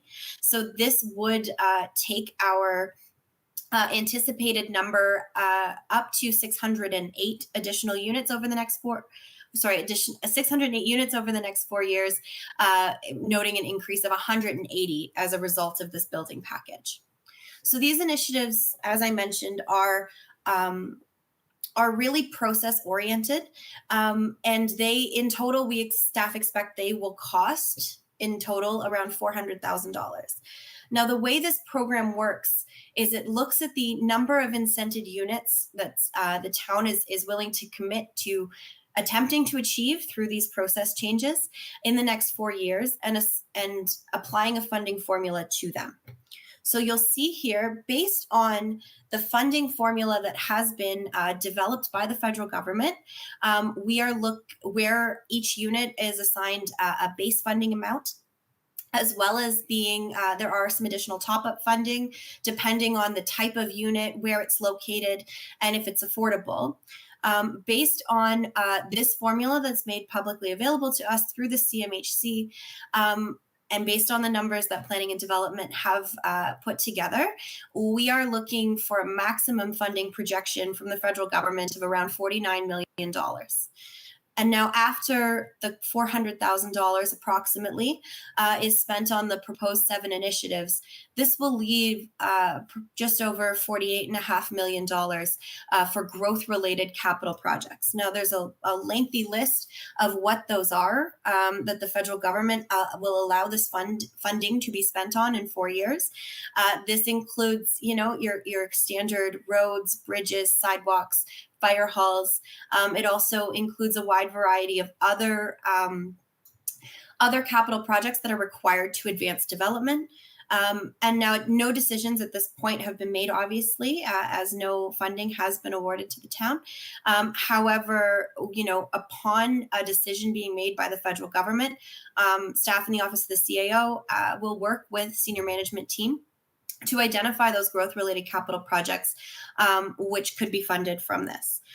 This will be shared with council at the appropriate time, as shown in the recommendations. So just a quick timeline of how we got to where we are and where we go next. Staff really jumped on this proposal, excuse me, as soon as we were made aware of it at the end of March. We have participated in April 6th, 3 webinars on the program across April, May, and June. We've had a one-on-one meeting with the CMHC and have another one scheduled. We used the first meeting with the CMHC to incorporate some feedback that they had for us around the project, around our proposed initiatives. They actually, based on our initial numbers, which we thought were quite high as well, they kind of said, "Are you sure this is aggressive as you can go?" Indicating to us that the federal government has, these numbers are very large, but they are very much real. And this was reiterated during a meeting that myself, Ms. Patterson, and Mr. Baker had with MP Mark Holland at the end of May, where we kind of reviewed where we were at with this proposal to ensure that it was in line with the federal government's, proposals and expectations around this program. We then went to senior management, and now we're here today seeking council's authorization to apply for the grant and essentially the endorsement of these 7 initiatives, as well as to answer any questions that you might have. So we do have a follow-up meeting with CMHC, and while the application portal is not open yet, to my knowledge, we are targeting a completed package by June 16th. We know that organizations like FCM and AMO have expressed to the federal government that the timelines are quite tight. However, our staff felt we jumped on this and prioritized this. So we are in a position to submit an application as soon as the portal opens, but we are targeting mid-June to do that. So lastly, I will leave the recommendations prior to going on to any questions from members of council. This is simply seeking that authorization from council for staff to apply to the Housing Accelerator Fund, reiterating the mayor and clerk would be the ones who execute the contribution agreement to receive any funding, and that staff advise council at the appropriate time of the results of our application, and we will obviously provide next steps to council as necessary moving forward. And now I am happy to answer any of your questions that you may have. Thank you so much, Ms. Cruciano. There are some speakers. The first one is Mayor Collier. Go ahead. Thank you. And I just remembered, but I did forget when you first went to me what my question was. Thank you for the presentation. Just a couple of slides ago to your maximums and the calculation, and it said this is what we can expect. We, I think, have a huge asset being the MTSA. And I think that can probably play a big part of this. You're estimating that there's 15,000 potential units and only 327 incented units. Is there an opportunity? We have an application coming on the 27th of June, for instance, that is 1,200 units.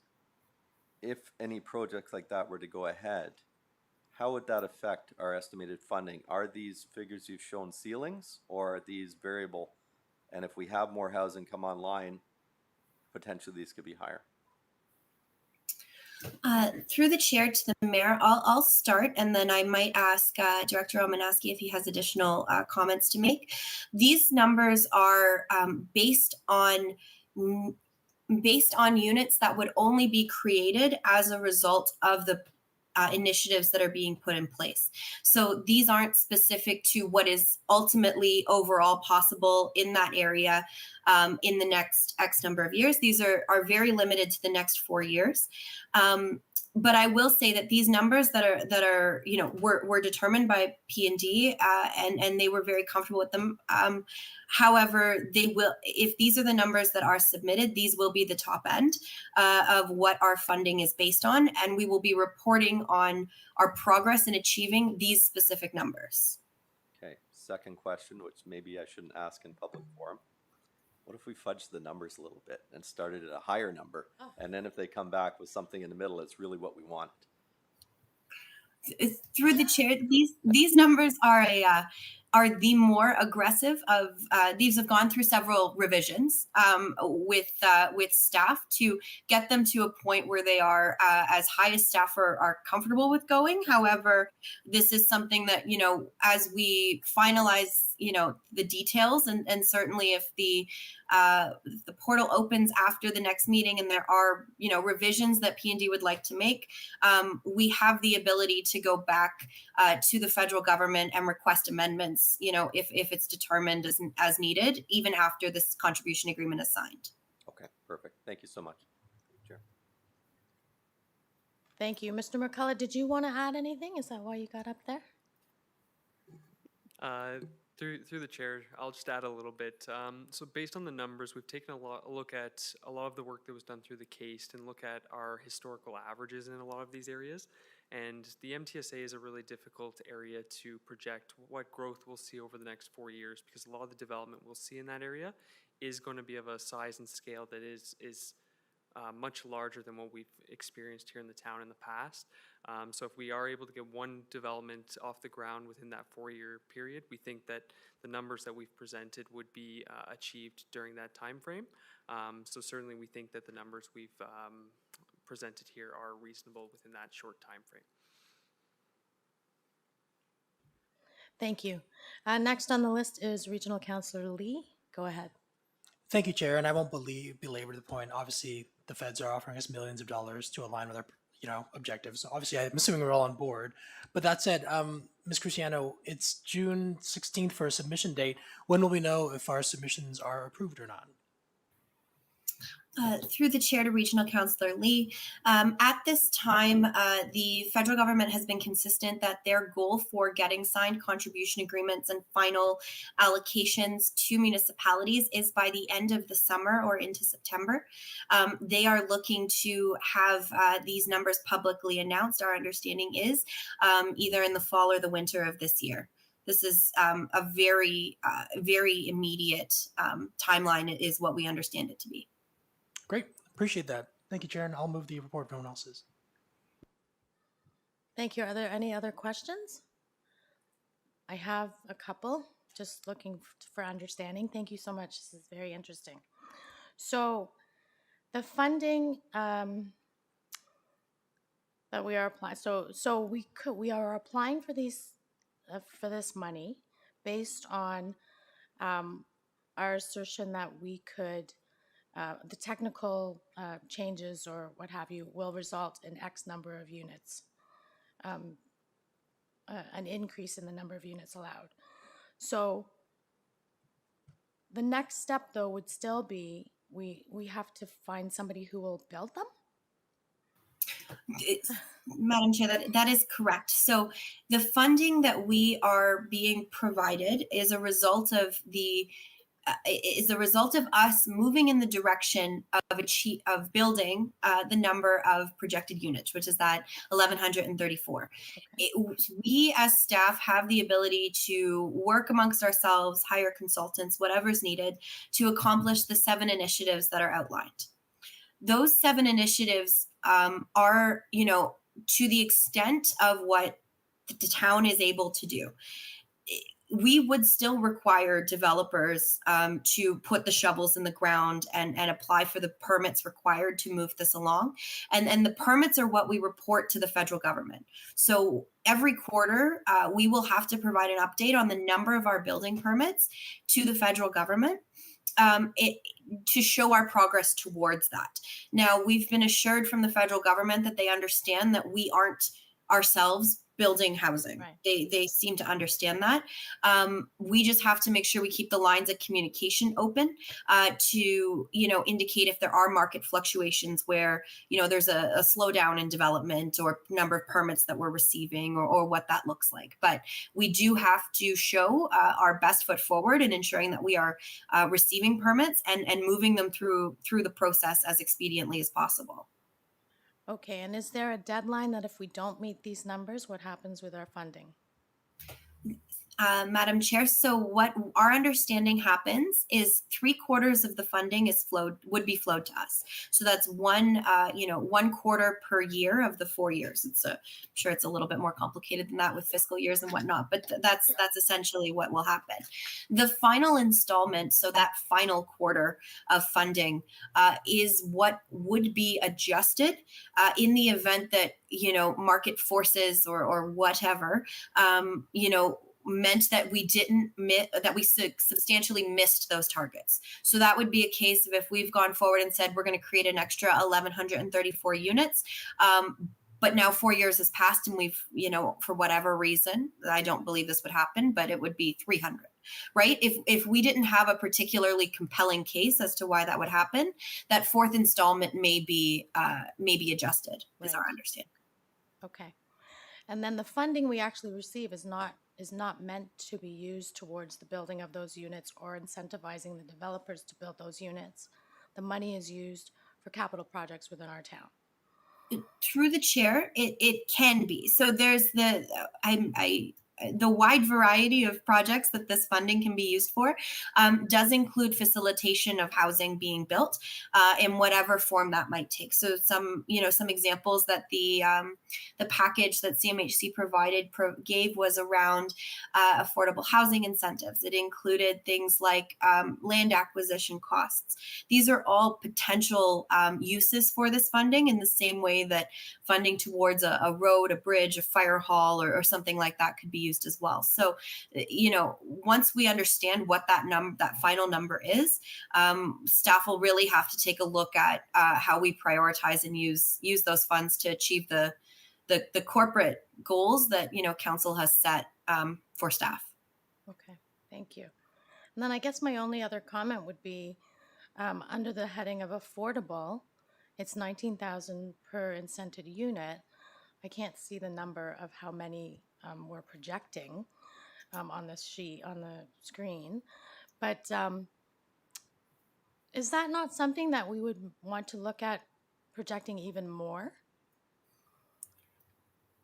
Through the chair, I would defer to Mr. McCullough on that number. I know that the building of affordable units, my understanding, it requires a number of partners to come to the table.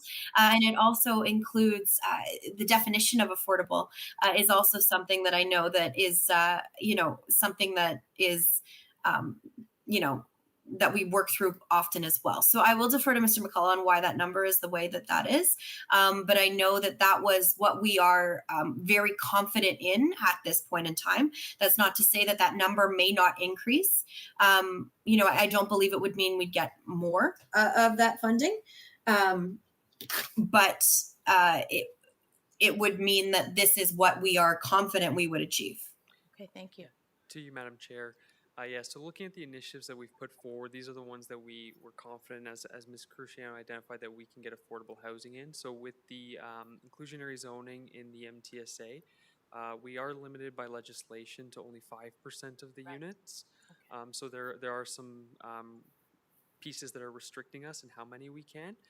But certainly some of the other projects that may come forward as a result of some of these initiatives, like development on publicly owned surplus land, that would be up to council to make recommendations or identify how much affordable housing you would want to see in some of those developments before we entered into any of those partnerships. At this time, we've just taken some reasonable assumptions on looking at how many units we think we could build on some of these potential projects, and we have increased it to 15% on one particular, but that's just based on early assessments. It could be higher in the future, but this is what we're confident with or comfortable with at this point in time. Okay, great. No, thank you very much. I forgot about that restriction. Are there any other questions or comments? Okay, if we could just see the recommendations that are being put forward again. Thank you so much. There are 3. That staff apply to the CMHC Housing Accelerator Fund, that the mayor and clerk execute a contribution agreement with the CMHC to receive any funding available resulting from the application, and that staff advise council at the appropriate time of the town's application to the Housing Accelerator Fund. It was moved by Regional Councillor Lee, and by show of hands, all in favor? Any opposed? I see none. Thank you, that carries. Thanks very much, Ms. Cusciano. Thank you. Okay, so that completes our public session. So I'd like a mover to move to closed session, please. Councillor Henry, all in favor?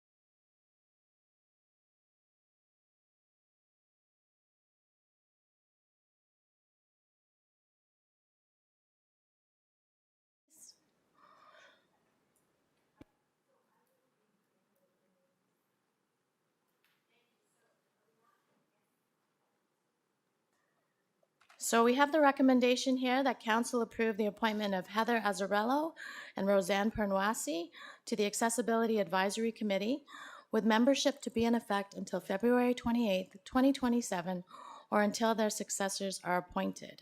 May I have a mover, please? I see Councillor Henry. All in favor?